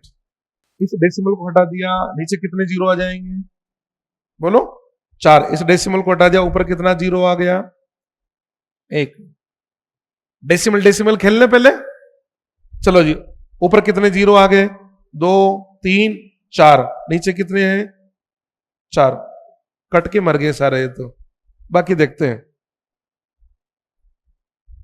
और थोड़ा सा सिंप्लीफाई करें इसको, देखो ये 6 और 56, 2 से कैंसिल करें, 2 से कितने टाइम होगा ये 3 टाइम, 2 से कितना हो गया ये 28 टाइम। देखो अब इसको ये 3 से 15 कितना होगा 5 टाइम। अच्छा 5 से कैंसिल होगा क्या, 965 कितना कितना 190 193, और भी आगे मल्टीप्लाई करेंगे उसको। टफ लग रही कैलकुलेशन थोड़ी सी है। अप्रोक्स कितना आंसर आ रहा है इसका, आंसर ये आता है 20 मिनट। ये मैंने आपसे क्या बोला, जेई मेन का जो क्वेश्चन आता है उसकी कैलकुलेशन थोड़ी सी ज्यादा होती है। हमको कैलकुलेशन पर नहीं जाना है, हमको क्या समझना है, उसकी अप्रोच समझनी है, उसका कॉन्सेप्ट समझना है। कैलकुलेशन थोड़ी सी ज्यादा है क्योंकि मैथमेटिक्स वाले बच्चों की कैलकुलेशन थोड़ी ज्यादा आती है, क्योंकि बोला ना आपको 3 घंटे में 180 सवाल करने, उनको 3 घंटे में 75 करने, तो भी से बात उनको एक क्वेश्चन को सोल्व करने में टाइम ज्यादा मिलता है। इसलिए घबराए नहीं, मेरे को तो ये समझाना था कि क्वेश्चन की अप्रोच क्या होगी। इसको आसान बनाना मेरे हाथ में, जैसे आयरन का मास दे रखा है, इसको मास को हम कुछ ऐसा नंबर लिख देते हैं जिससे कि कैलकुलेशन मेरी आसान हो जाती है। इसलिए एक इलेक्ट्रोकेमिकल सेल दे रखा है, metal electrode M undergoes redox reaction, M plus M बना रहा है, ये कोई बात नहीं। कटाइन M plus is present in 2 different concentration, यानी ये क्वेश्चन जो है वो हमने कंसेंट्रेशन सेल का बना रखा है। ये कंसेंट्रेशन सेल का क्वेश्चन, एक ही कंसेंट्रेशन क्या दिया इसने, C1 दिया, एक का क्या दे दिया C2 दिया। ये लेफ्ट हैंड साइड में क्या लिख रहा है C2 लिख रहा है, और राइट हैंड साइड में क्या लिख रहा है, ये C1 लिख रहा है। ठीक है, which of the following statement is correct for generating a positive cell EMF. इसका मतलब सेल ईएमएफ पॉजिटिव का मतलब एक फिजिबल सेल बनाना है। सेल कैसा बनाना है, एक फिजिबल बनाना, मतलब इसका जो ई सेल है, ई नोड सेल तो बोलेंगे नहीं ना, क्योंकि ई नोड सेल तो 0 आएगा क्यों, कंसेंट्रेशन सेल है। इसका ई नोड सेल क्या लाना है अपने को, पॉजिटिव लाना है। तो ये बोला कि क्या क्या कंडीशन होगी इसके अंदर, ई सेल हमको क्या लाना है, इसका ई सेल हमको पॉजिटिव लाना है। तो हमसे पूछा जा रहा है इसका ई सेल पॉजिटिव आए, इसके ई सेल पॉजिटिव के लिए क्या क्या कंडीशन होनी चाहिए। कंडीशन पूछ रहा है ई सेल पॉजिटिव की कंडीशन। अब इसको, इस क्वेश्चन को अपन साइड में रखते हैं, पहले हमने कुछ याद किया जो हमने क्लास में पढ़ा ना, ताकि उससे कनेक्ट करेंगे। याद करो, क्या हमने ऐसे क्वेश्चन समझाया था, जैसे मान लो देखो हमने इस टाइप से तो पढ़ा था ना, जैसे मान लो सपोज हमने आपसे बोला था एक मेटल की रोड है, सपोज हम जिंक ले लेते हैं ना, जिंक ले लेते हैं, हमने से बोला था एक जिंक रोड लो, इसको जिंक आयन में रख दो। हमने जिंक को किस में रखा, जिंक आयन में रखा। जो सेकंड हमने क्या लिया, इधर भी जिंक लिया, और जिंक को मैंने इधर भी किस में रख दिया, जिंक को मैंने जिंक आयन में रख दिया, ये सेम रखा। याद है इधर कंसेंट्रेशन C1 लेते, इधर क्या लेते थे C2, और ये सोल्ट ब्रिज लगा के हम इसे बनाते थे, ये बनाते थे। आपसे बोला भी था ये सेल फिजिबल हो, और हम तो ये बोलते थे ये क्या है एनोड है, और ये क्या है के थोड़े बोलते थे, और बोला था ना ये सेल फिजिबल हो। सेल फिजिबल हो का मतलब ये इसका ई सेल क्या हो, पॉजिटिव हो। मैंने याद कैसे करवाया था, याद है एनोड में क्या होता है, एनोड की कंसेंट्रेशन तो बढ़ती है, यानी सेल में क्या हो रहा है, सेल में क्या हो रहा है, क्या जिंक आयन बढ़ेगा एनोड वाला, इसका मतलब सेल में क्या हो रहा है C1 तो बढ़ रहा है, और ये क्या हो रहा है कम हो रहा है। तो बोला था ना जो चीज खर्च हो रही है उसको ज्यादा रखना है। तो बोला था ना आपसे इसका ई नोड सेल पॉजिटिव हो उसके लिए आपको C2 C1 से बड़ा रखना पड़ेगा। ये बात याद है नहीं आपको? मतलब ये सेल फिजिबल हो उसके लिए C2 C1 से बड़ा होना चाहिए, और यहां C2 को क्या ले रहे हैं अपन? कैथोड, और C1 किसको ले रहे हैं? एनोड। ये ले रहे हैं। अब इस क्वेश्चन पे आ जाओ। इसने क्या किया? क्वेश्चन हमारा ही था पर इसको अलग तरह से बना दिया। देखो पहला ऑप्शन पढ़ते हैं। पहला क्या लिखा हुआ है? If C1 is present at anode, मतलब अब C1 देखो ऊपर में, ऊपर C1 कौन है? क्या राइट हैंड साइड है? तो ये क्या कह रहा है? अगर हम समझना इसको, ये क्या कह रहा है? पहला पढ़ रहा हूं मैं, C1 is present at anode, यानी ये कह रहा है कि इसको एनोड मान लो और इसको क्या मान लो? कैथोड मान लो। तो ये क्या कह रहा है कि ये फिजिबल तब होगा जब C1 C2 बराबर होगा। ये तो हो नहीं सकता। इसका मतलब पहला ऑप्शन तो है ही नहीं, पहला तो गलत है। ऑप्शन या तो आएगा C1 C2 से बड़ा या C2 C1 से बड़ा। सेकंड पढ़ते हैं। सेकंड क्या लिखा? C1 is present at cathode, तो C1 कहां पर है? ये लीजिए, इसका इसको क्या कह रहा है? ये इसको कैथोड कह रहा है, इसको क्या बोल रहा है? ये एनोड कह रहा, और बोला क्या? C2 बड़ा होना चाहिए। C2 क्या एनोड बड़ा होना चाहिए? नहीं। इसका मतलब ये भी तो गलत है। अभी क्या समझाया था मैंने आपको? ये समझाया ना? अरे क्वेश्चन तो ये था ना, क्या समझाया था? C2 C1 से बड़ा होना चाहिए, पर C2 किसकी तरह काम कर रहा है? कैथोड की तरह काम कर रहा है। इसका मतलब कैथोड की कंसेंट्रेशन ज्यादा होनी चाहिए। थर्ड पढ़ो तो। थर्ड क्या लिखा हुआ है? C1 is present at cathode. C1 cathode, यानी ये कैथोड, बिल्कुल सही बात है। ये कैथोड है तो क्या होना चाहिए? कौन बड़ा हो? C1 बड़ा हो। तो बोला तो ये था ना, कैथोड की कंसेंट्रेशन ज्यादा होनी चाहिए। आंसर आ गया ना थर्ड। देखो क्या उसी क्वेश्चन को घुमा के पूछ लिया हमसे? अच्छा नहीं है सवाल? अरे यार बात तो वो की वही है ना, चीज वही है जो हमने क्लास में सिखाई है, पर उसको हमसे अलग तरह से पूछ लिया गया है। बड़ा अच्छा सवाल है, थ्योरेटिकल क्वेश्चन है। समझ में आ गई बात आपको? ठीक है, नेक्स्ट वाला देखो। Next question number 14। अच्छा क्वेश्चन, इंपॉर्टेंट क्वेश्चन। ये बेसिकली न से क्वेश्चन का क्वेश्चन आ गया, केएसपी वाला क्वेश्चन आया ही है। पढ़ो आप इसको। बीच में क्वेश्चन रह गया था, मुझे लगा बड़ा इंपॉर्टेंट क्वेश्चन है तो मैंने एक ऐड कर दिया था ये क्वेश्चन।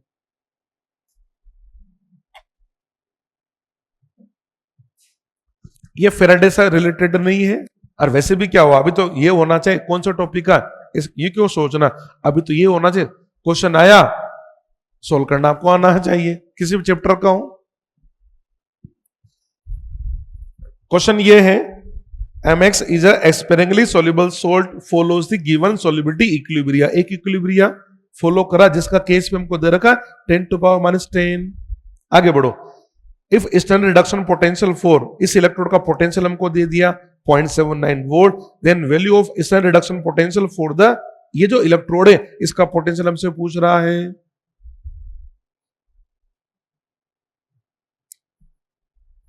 इस क्वेश्चन को पता मैं कैसे सोच रहा हूं? हमने क्वेश्चन बनाया था ना जिसमें log k दिया था 15.6। अरे एक क्वेश्चन बनाया था इसमें log k दिया था ना, मैंने क्या दिया था? log k। उस log k से क्या निकाला था? ई नोड सेल, और ई नोड सेल निकाल के फिर क्या क्या था, एक इलेक्ट्रोड का पोटेंशियल या दूसरे का निकाला था, है ना? याद आ गया? चलो जी इसको भी सुनो। क्या हमको केस भी दे रखा है? क्या केस भी एक तरह से वो केस ही तो है। केस पी से पहले क्या निकालेंगे? ई नोड सेल, और ई नोड सेल निकालने के बाद क्या हुआ, क्या एक इलेक्ट्रोड का पोटेंशियल दिया और दूसरे इलेक्ट्रोड का पोटेंशियल तो पूछ रहा है ना, क्या उसका जैसा सवाल है नहीं है? तो सबसे पहले क्या करना पड़ेगा, इसमें क्या निकालना पड़ेगा? E node cell. तो आपको फॉर्मूला याद करना पड़ेगा। बताओ क्या फॉर्मूला है? बोलो बोलो बोलो। E node cell equal to 0.0591 upon n log। याद आ गया? चलो जी हम ई नोड सेल निकाल लेते हैं। E node cell equal to 0.0591। बताओ इसमें कितने इलेक्ट्रॉन का ट्रांसफर हो रहा है? बोलो। एक इलेक्ट्रॉन का ट्रांसफर, एक लिख दिया है। लो केएसपी कितना दे दिया है? देखो 10⁻⁻10। यहां क्या लिखा मैंने? 10⁻⁻10। तो यहां से देखा जाए तो मेरा ई नोड सेल कितना आ गया भैया? 0.0591 इंटू 10⁻⁻10। क्या ये माइनस माइनस करके ही हो जाएगा क्या? ये कितना आ गया? इसका ई नोड सेल आ जाता -0.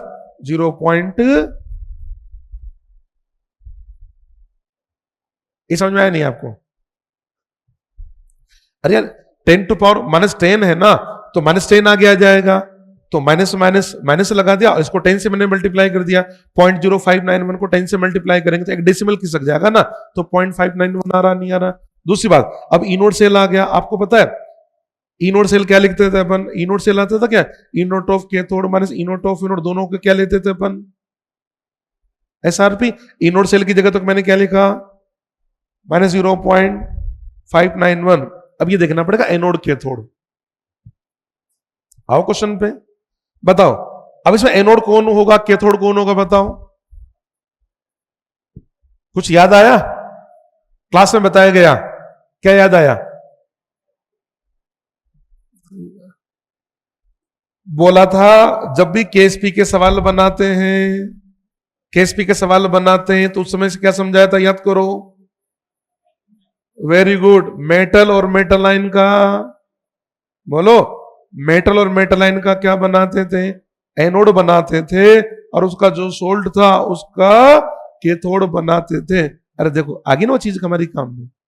इसका मतलब देखो, इसने ये जो पूछा ना अपने एमएक्स ये सोल्ट, इसका मतलब ये क्या है? ये जो लिखा ना, ये क्या है? ये कैथोड है, और ये इसका मतलब एनोड का पोटेंशियल दे रहा, कैथोड का पूछ रहा है। किसका पोटेंशियल दे रखा है? एनोड का। किसका पूछ रहा है? ये कैथोड का। कैथोड का आपसे पूछ लिया गया है, और एनोड का पोटेंशियल कितना दिया इसने? 0.79। यहां लिखेंगे आप 0.79। यहां से मेरा ई नोट से ला जाता है कितना? 0.79, और ये 0.59। क्या आंसर आ गया किसका? 0.20 वोल्ट। ये ऑप्शन किस में पूछ रहा है? ये मिली वोल्ट। तो मिली वोल्ट कितना आ गया? किससे मल्टीप्लाई करें? 1000 से। कितना आ गया ये? क्या ये आ रहा है क्या? 200 मिली वोल्ट। क्या अच्छा क्वेश्चन नहीं है? अरे बोलो, क्या हमसे बनेगा नहीं बनेगा एग्जाम में? पर इसमें कौन सी बात इंपॉर्टेंट थी जो मेरे को याद रखनी थी? जब भी केएसपी का क्वेश्चन बनाते हैं, जब भी केएसपी का क्वेश्चन बनाते थे, क्लास में भी कई बार बोला था, आज फिर बोल के जा रहा हूं, जब भी केएसपी वाला क्वेश्चन है इस टाइप का, उसमें मेटल आयन का क्या बनाते हैं हम? एनोड। और उसका जो सोल्ट है जिसका केएसपी निकालना है उसका क्या बनाते हैं? कैथोड बनाते हैं। आज फिर से याद कर लीजिए वाली बात। समझ में आ गई बात? अब अगर किसी बच्चों को ये बात याद नहीं होती ना, तो अभी 2-4 मिनट तो ये वही उलझ जाता, एनोड किसका बनाएंगे और कैथोड किसका बनाएंगे। यही सवाल का की पॉइंट था। ठीक है जी, अगला सवाल ये लीजिए, क्वेश्चन नंबर 15 आ गया है। ये मैंने बैटरी का सवाल बना दिया है, अब पढ़ो पहले इसको।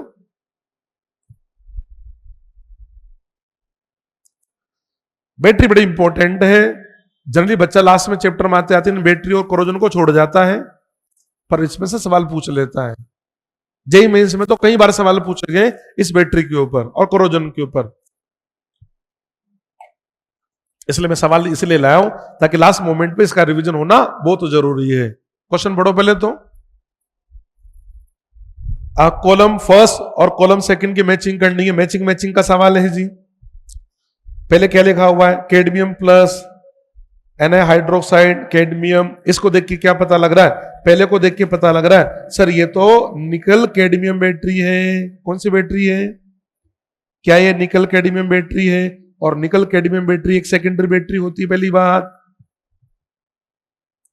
हमारा जो सिलेबस है, बात कर ले। चलो जी, हमने बात करी कमर्शियल सेल के बारे में। किसके बारे में बात करी आपसे? कमर्शियल सेल के बारे में। क्या कमर्शियल सेल के अंदर एक तो होती है प्राइमरी बैटरी, एक तो कौन सी बैटरी भैया बोलो? एक तो प्राइमरी बैटरी है और दूसरा हमारे पास में क्या आता है? एक तो प्राइमरी बैटरी है और दूसरा हमारे पास में आता है सेकेंडरी बैटरी। और थर्ड नंबर पे हम लेते हैं फ्यूल सेल। ठीक है, प्राइमरी बैटरी की बात करें तो प्राइमरी बैटरी के अंदर भी हमारे सिलेबस में क्या क्या है? एक तो हमारे पास में है ड्राई सेल। ड्राई सेल को अपन क्या बोल देते हैं? लेक्लांस सेल। और दूसरा हमारे पास में जो बैटरी उसको क्या बोलते हैं हम? बोलो, क्या सेकंड वाले को हम बोलते हैं मरकरी बैटरी? ये मरकरी बैटरी बोल दिया जाता है। सेकेंडरी बैटरी जो है, सेकेंडरी बैटरी, अच्छा प्राइमरी बैटरी किससे बोलते हैं? जिसको चार्ज नहीं किया जा सकता। सेकेंडरी बैटरी किससे बोलते हैं? जिसको अगेन एंड अगेन चार्ज किया जा सके। सेकेंडरी बैटरी के अंदर हमारे पास दो बैटरी है। कौन कौन सी बैटरी? एक तो हमारे पास में कौन सी बैटरी?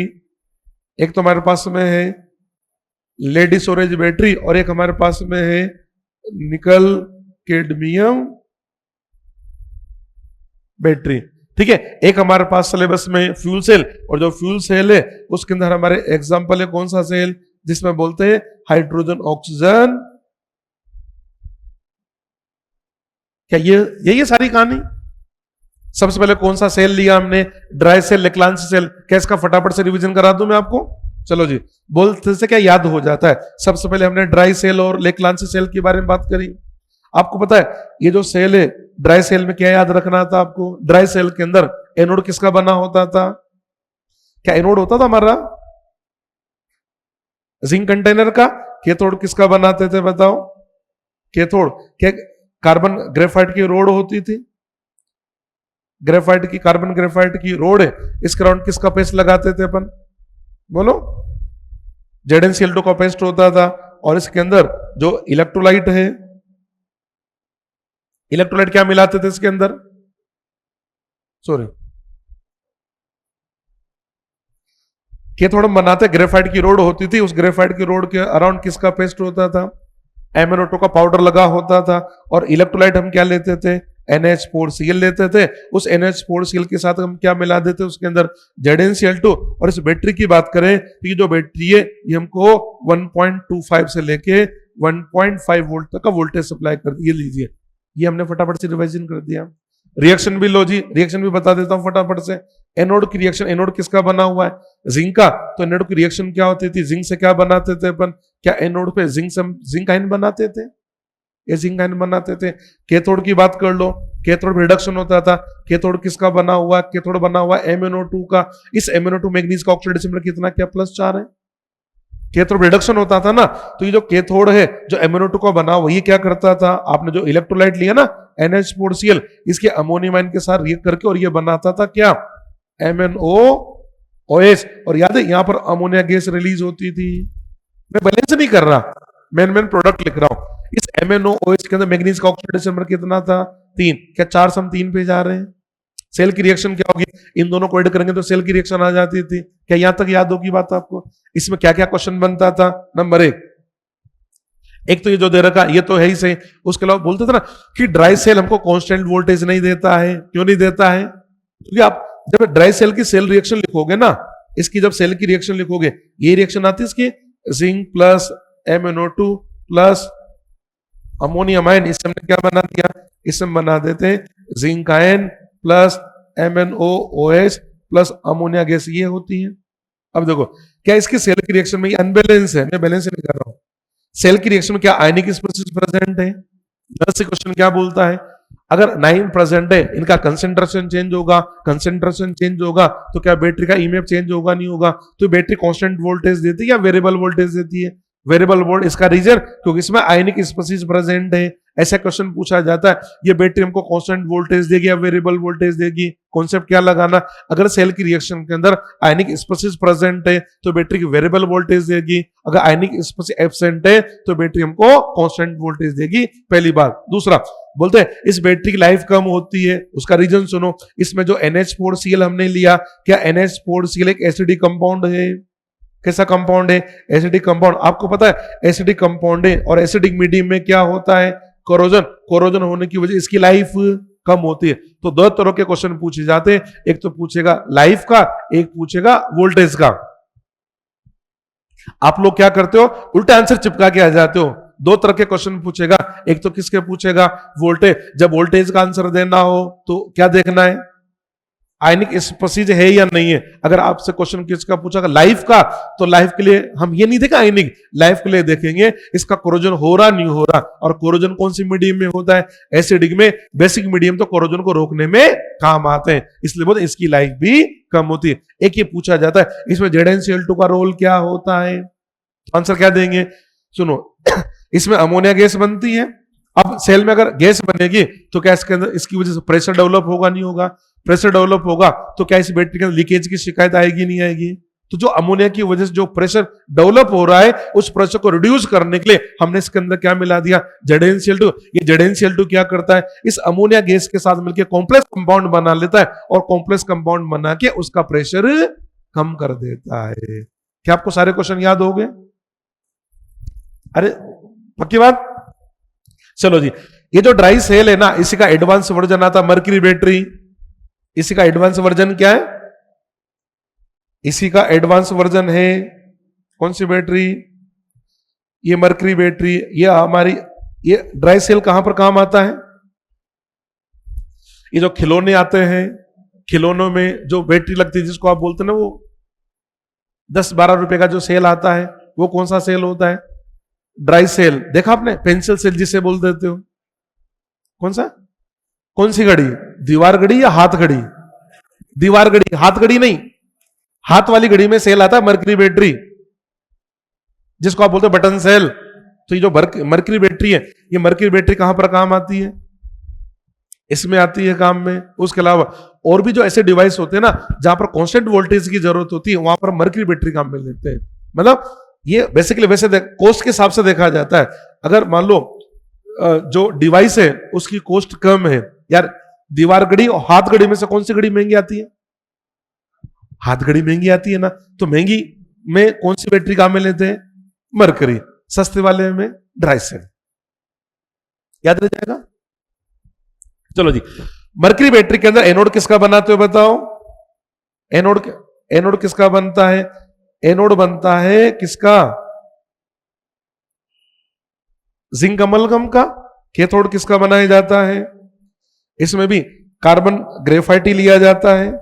कार्बन ग्रेफाइट ही लिया जाता है। इसके राउंड किसका पेस्ट लगा देते हो बताओ? बोलो, क्या HGO का पेस्ट लगा होता है? इसके अंदर हम जो इलेक्ट्रोलाइट होता है, इसमें जो इलेक्ट्रोलाइट है वो क्या काम में लेते हैं बताइए?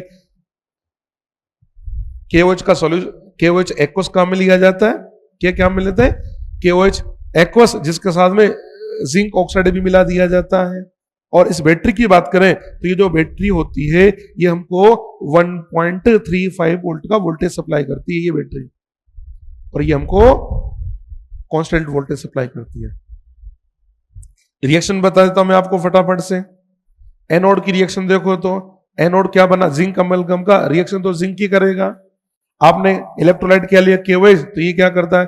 इसकी OH आयन के साथ में रिएक्ट करता है और OH आयन के साथ रिएक्ट करके ये हमको देता है जिंक ऑक्साइड प्लस ये H2O दे देता है।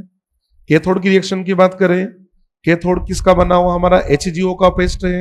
ये H2O के साथ रिएक्शन करके और ये हमको क्या देता है? Hg प्लस इनको देता है OH आयन। जब इन दोनों का सम करते हैं तो हमारे पास रिएक्शन आ जाती है जिंक प्लस HGO। इसे बना देते हैं जिंक ऑक्साइड प्लस Hg। ये इसकी सेल की रिएक्शन आती है। अच्छा बताओ, क्या इसके अंदर कोई आयनिक स्पीशीज है? तो कैसा वोल्टेज देगी? कांस्टेंट। हमने जो इलेक्ट्रोलाइट काम में लिया वो एसिडिक या बेसिक है? बेसिक। तो कोरोजन होगा? नहीं होगा। इसकी लाइफ ज्यादा होती है। ये लीजिए, हमने मर्क्यूरी बैटरी भी आपको याद करवा दी। चलो जी, नेक्स्ट कौन सी बैटरी थी हमारी? क्या हमारे पास ये बैटरी है?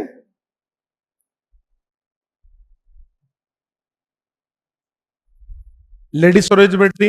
अच्छा, लेडी स्टोरेज बैटरी ये तो भैया वो है ना, ये तो सेकेंडरी बैटरी है। तो सेकेंडरी बैटरी तो क्या चार्जिंग और डिस्चार्जिंग दोनों होंगे? पहले हम देख लें एनोड किसका बनेगा, कैथोड किसका बनेगा लेडी स्टोरेज बैटरी में। एनोड किसका बनाते हैं बताओ? क्या लेड की जो प्लेट है उसका एनोड बनाते हैं। ये बैटरी याद ना कहां काम आती है? इन्वर्टर, कार, ट्रैक्टर में जो बैटरी होती है बॉक्स जैसा, वो ये बैटरी होती है। कैथोड किसका बनाते हो बताओ? कैथोड बताया था, एक मेटल की ग्रिड होती है, मेटल की जाली होती है, जिसके ऊपर किसकी पैकिंग लगा देते हैं? PbO2 की पैकिंग लगा देते हैं। इसमें इलेक्ट्रोलाइट क्या काम में लिया जाता है? बोलो, इलेक्ट्रोलाइट क्या काम में लेते हैं? याद रखना सब ये 38% बाई मास। H2SO4 का एक्वस सॉल्यूशन लेते हैं, ये डाटा भी याद रखना, जिसका डेंसिटी होता है 1.3 ग्राम पर ml। ये डाटा याद रखना, डेंसिटी और परसेंट बाय मास। ठीक है, अभी तो सेकेंडरी बैटरी है, तो क्या सेकेंडरी बैटरी चार्जिंग डिस्चार्जिंग दोनों होंगे। सबसे पहले किसकी बात कर लेते हैं अपन,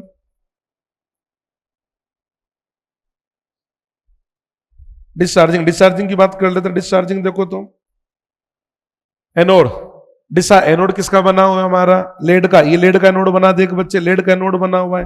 तो एनोड का जो लेड है, लेड से सबसे पहले क्या बनता है, लेड आयन बनेगा। ये जो लेड आयन बना, सुनो, ये जो लेड आयन बना, ये लेड आयन क्या करेगा, ये जो इलेक्ट्रोलाइट है जिसमें H2SO4 है, उसके सल्फेट आयन से रिएक्ट करके ये बनाता है लेड सल्फेट सॉलिड बना लेता है। अगर इसकी नेट रिएक्शन की बात करें तो नेट रिएक्शन के दोनों को ऐड कर दे, इन दोनों को ऐड करेंगे तो क्या बनता है, lead solid plus SO4 -2 aqueous. इससे हमने क्या बना दिया, इससे हमने बना दिया है PbSO4 सॉलिड। ये आ गई हमारे पास में डिस्चार्जिंग की एनोड की नेट रिएक्शन आ गई है, एनोड की रिएक्शन आ रही है। हम ऐसे कैसे कैथोड की बात कर लेते हैं।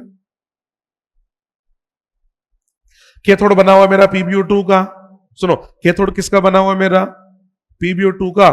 इसमें लेड का ऑक्सीडेशन में कितना है, +4 है, तो +4 से किस में जाएगा, ये भी जाएगा लेड आयन में। 4 से 2 में रिडक्शन हो रहा है। बैलेंस करें, यहां पर लिखोगे H2 कितना आएगा 2, हाइड्रोजन कितना लिखा आपने 8H प्लस चार्ज भी बैलेंस कर सकते थे अपन। अब यहां पर भी क्या होगा, ये तो लेड आयन बना, ये तो लेड आयन बना, ये भी किसके साथ रिएक्शन करेगा, सल्फेट के साथ रिएक्शन करके, और ये भी बनाता है लेड सल्फेट सॉलिड बनाता है। अगर मैं इसकी नेट रिएक्शन देखूं कि कैथोड की नेट रिएक्शन क्या होगी, तो कैथोड पर नेट रिएक्शन आती है PbO2 प्लस, अनबैलेंस लिख रहा हूं, H प्लस SO4 -2, इससे बनाता है PbSO4 सॉलिड प्लस ये H2 बना लेता है। ये किसकी रिएक्शन आ गई, कैथोड की आ गई हमारी। नेट रिएक्शन क्या होगी, एनोड कैथोड दोनों का सम कर दे। देखो दोनों का जैसे मैं सम करता हूं ये रिएक्शन बन जाती है Pb solid plus PbO2 solid plus 2H2SO4 aqueous. इससे हमको मिलता है क्या, 2 PbSO4 सॉलिड प्लस 2H। ये रिएक्शन आती है इसकी नेट डिस्चार्जिंग की रिएक्शन, डिस्चार्जिंग की नेट रिएक्शन है। इसको देख के क्या पता लग रहा है, देखो समझना, एनोड का जो लेड है वो H2SO4 के साथ रिएक्शन करके लेड सल्फेट सॉलिड बना रहा है। कैथोड का जो लेड ऑक्साइड है वो भी H2SO4 के साथ रिएक्शन करके लेड सल्फेट सॉलिड बना रहा है। इसका फेमस क्वेश्चन है कि जब बैटरी डिस्चार्ज होती है तो क्या होता है, ये कई बार पूछा गया क्वेश्चन है, तो ध्यान रखना, जब बैटरी डिस्चार्ज होती है तो एनोड कैथोड दोनों पर ही लेड सल्फेट सॉलिड जमा होता है। लेड स्टोरेज बैटरी जब डिस्चार्ज होती है तो एनोड कैथोड दोनों पे क्या बनता है। अब देखो जब बैटरी डिस्चार्ज हो रही है तो क्या ये एनोड कैथोड दोनों ही H2SO4 को कंज्यूम कर रहे हैं, H2SO4 को कंज्यूम करेंगे, इसका डेंसिटी डिक्रीज होगा, इसका कंसंट्रेशन डिक्रीज होगा। एक मिनिमम लेवल पे आने के बाद ये बैटरी करंट देना बंद कर देती है। इसको फिर चार्ज में लगाना पड़ता है। चार्ज में लगाने का मतलब अभी समझाया था ना, चार्ज में लगाने का मतलब इसके बाहर की सोर्स से कनेक्ट करें जिसका EMF इस बैटरी से ज्यादा होना चाहिए। उस केस में रिएक्शन क्या हो जाएगी, रिवर्स। तो अब ये डिस्चार्जिंग है तो इसकी चार्जिंग की रिएक्शन क्या हो, इसको रिवर्स करके लिख दो तो चार्जिंग की रिएक्शन बन जाती है। समझ में आ गई बात। सेकेंडरी बैटरी, एक तो हमारे पास में क्या है लेड स्टोरेज बैटरी, उसके साथ एक हमारे पास और बैटरी जिसको क्या बोलते हैं हम, निकल कैडमियम बैटरी। कौन सी बैटरी, निकल कैडमियम बैटरी। हमारे सिलेबस में एक लाइन लिख रही है एनसीईआरटी के अंदर कि ये बैटरी हमारे सिलेबस में, पर इसकी डिटेल स्टडी नहीं है, जाके पढ़ लेना। पर नेट रिएक्शन आपको याद होनी चाहिए। अब वो नेट रिएक्शन क्या है, वो नेट रिएक्शन ये है, ये नेट रिएक्शन है, ये जो लिखी गई ना क्या, ये याद कर लेना। कैडमियम प्लस निकल हाइड्रोक्साइड, इसे हमने बना दिया कैडमियम ऑक्साइड प्लस निकल हाइड्रोक्साइड प्लस H2O। तो ध्यान रखना ये निकल कैडमियम बैटरी की डिस्चार्जिंग की रिएक्शन है। ठीक है, तो इसका मिलान कर लें एक बार के लिए क्वेश्चन को।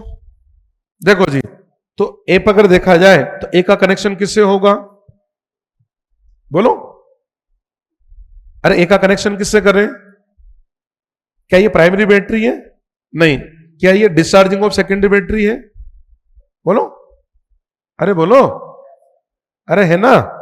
इसका मतलब ए का कनेक्शन किससे करेंगे, सेकंड से करते हैं, आगे बढ़ो। ये लिखा हमने जिंक प्लस Hg, अरे ये तो अभी समझा था मैंने, ये कौन सा सेल आ गया, ये कौन सा सेल है, क्या मर्क्यूरी बैटरी है, mercury battery primary secondary, primary, इसका करेक्शन फर्स्ट वाले से कर दो। ये लो, ये भी तो समझा दिया आपको, PbSO4 प्लस H2 हमने क्या बना दिया है, PbO2, इसमें Pb मिसिंग है, वो लिख देता हूं मैं, या लिख देता हूं, इसमें ये Pb भी आएगा, ठीक है भैया। इसको देख के क्या पता लग रहा है, सेकेंडरी बैटरी है, चार्जिंग है डिस्चार्जिंग है, कौन सा है, चार्जिंग, तो सी का कनेक्शन किससे करोगे, 4 से। अरे यार तो फ्यूल सेल होता ना, फ्यूल सेल, आंसर कौन सा आएगा, बोलो, थर्ड, पक्का, चेक कर लिया, सारी बैटरी याद हो गई, आगे बढ़ो, ज्यादा देर तक नहीं रुकते हैं, क्वेश्चन से दिल नहीं लगाना है। ये लीजिए, ये क्वेश्चन आ गया, किसका है, कोरोजन का। इसके पहले ये बना लो, 17 नंबर का क्वेश्चन बनाओ, ये इससे से रिलेटेड है।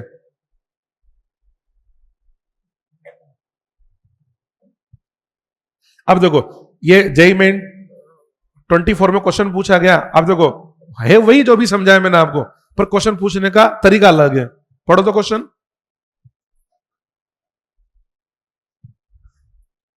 क्या लिखा है इसने क्वेश्चन में, the reaction at cathode in the cell commonly use in clock involve reduction of. अब जब तक प्रोडक्ट पता नहीं हो तो कैसा पता लगेगा कि इसमें ऑक्सीडेशन नंबर क्या से क्या होगा। अरे है ना जोरदार क्वेश्चन, अरे समझ पा रहे हो, तो ये कौन सा सेल का क्वेश्चन बताओ, बोलो कौन सा, प्राइमरी, प्राइमरी में दो है ना, ड्राई और मरकरी, क्योंकि इसमें मैग्नीज मैग्नीज लिख रखा है, तो मैग्नीज तो उसमें आता ही नहीं है, मैग्नीज किस में आता है, ड्राई सेल में आता है ना। इसका ये क्वेश्चन किसका है, बोलो यार, ड्राई सेल, किसकी रिएक्शन पूछ रहा है, कैथोड की। अभी भी समझा था ना, उसमें क्या लिखवाया था मैंने, याद करो, ये तो लिखवाया था कि जो MnO2 है वो अमोनियम आयन के साथ रिएक्शन करके क्या बनाता है, क्या ये बनाता था क्या, MnOOH plus ammonia gas release होती थी, याद करो। यहां मैग्नीज का ऑक्सीडेशन नंबर कितना है, 4, यहां पर कितना है, 3, आंसर क्या देंगे, है ना, देख कितना बढ़िया क्वेश्चन। अब जिस बच्चे को रिएक्शन याद नहीं होगी यार, उससे कैसे बनेगा क्वेश्चन, तो रिएक्शन याद होना जरूरी है भैया, यही क्वेश्चन पूछ लिया गया, तो रिएक्शन याद नहीं होगी, आप इस क्वेश्चन को बना ही नहीं सकते थे। अरे यार इतना बोलने के बाद तो याद हो जाएगा। चलो जी, ये हमारा लास्ट क्वेश्चन और बचा है, इसको और बना लेते हैं। ये कोरोजन का क्वेश्चन ले लिया मैंने, पढ़ के देखो, विच of the following statement is not correct about rusting of iron. Rusting याद है या रिवाइज कराऊं, नहीं याद है, कितने बच्चों को याद नहीं है, याद नहीं है, नहीं है याद, चलो अभी करते हैं फटाफट से रिवीजन, अभी याद करा देता हूं। तो ऐसा करें, पहले रिवाइज करा दो फिर क्वेश्चन पढ़े। लो जी, रिवीजन, रस्टिंग का रिवीजन, कोरोजन क्या है, जंग लगना, ओ नालायक, बोलते हैं करोजन एक इलेक्ट्रोकेमिकल फिनोमिना है। करोजन क्या है, एक इलेक्ट्रोकेमिकल फिनोमिना जिसमें एक एनोड होगा, एक कैथोड होगा। करोजन के एग्जांपल, करोजन का एक एग्जांपल है रस्टिंग ऑफ आयरन, एक एग्जांपल तो ये रहा। दूसरा एग्जांपल आपको पता है, ये जो कॉपर और जो ब्रोंज के कंटेनर होते हैं, क्या इसके ऊपर ग्रीन कलर की कोटिंग आ जाती है, वो भी कोरोजन का एग्जांपल है। आपको पता है सिल्वर लंबे टाइम तक रखें तो अपनी चमक खो देती है, ब्लैक कलर की कोटिंग आ जाती है, ये सब किसके एग्जांपल है, कोरोजन के एग्जांपल है। एक बार नीट के एग्जाम में क्वेश्चन पूछा गया था, इनमें से कौन कोरोजन का एग्जांपल नहीं है, ये दे रखा था, ये सारे जो मैंने आपको बोला ना, तो याद रख लेना। रस्टिंग ऑफ आयरन कोरोजन है, सिल्वर का जो शाइनिंग डल होना, ये भी कोरोजन का एग्जांपल है।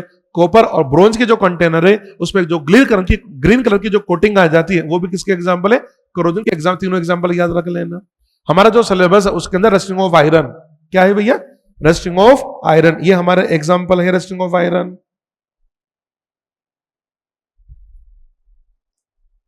हम बोलते हैं rusting of iron electrochemical phenomena है, तो क्या एनोड कैथोड होगा, मैं नहीं समझा रहा हूं।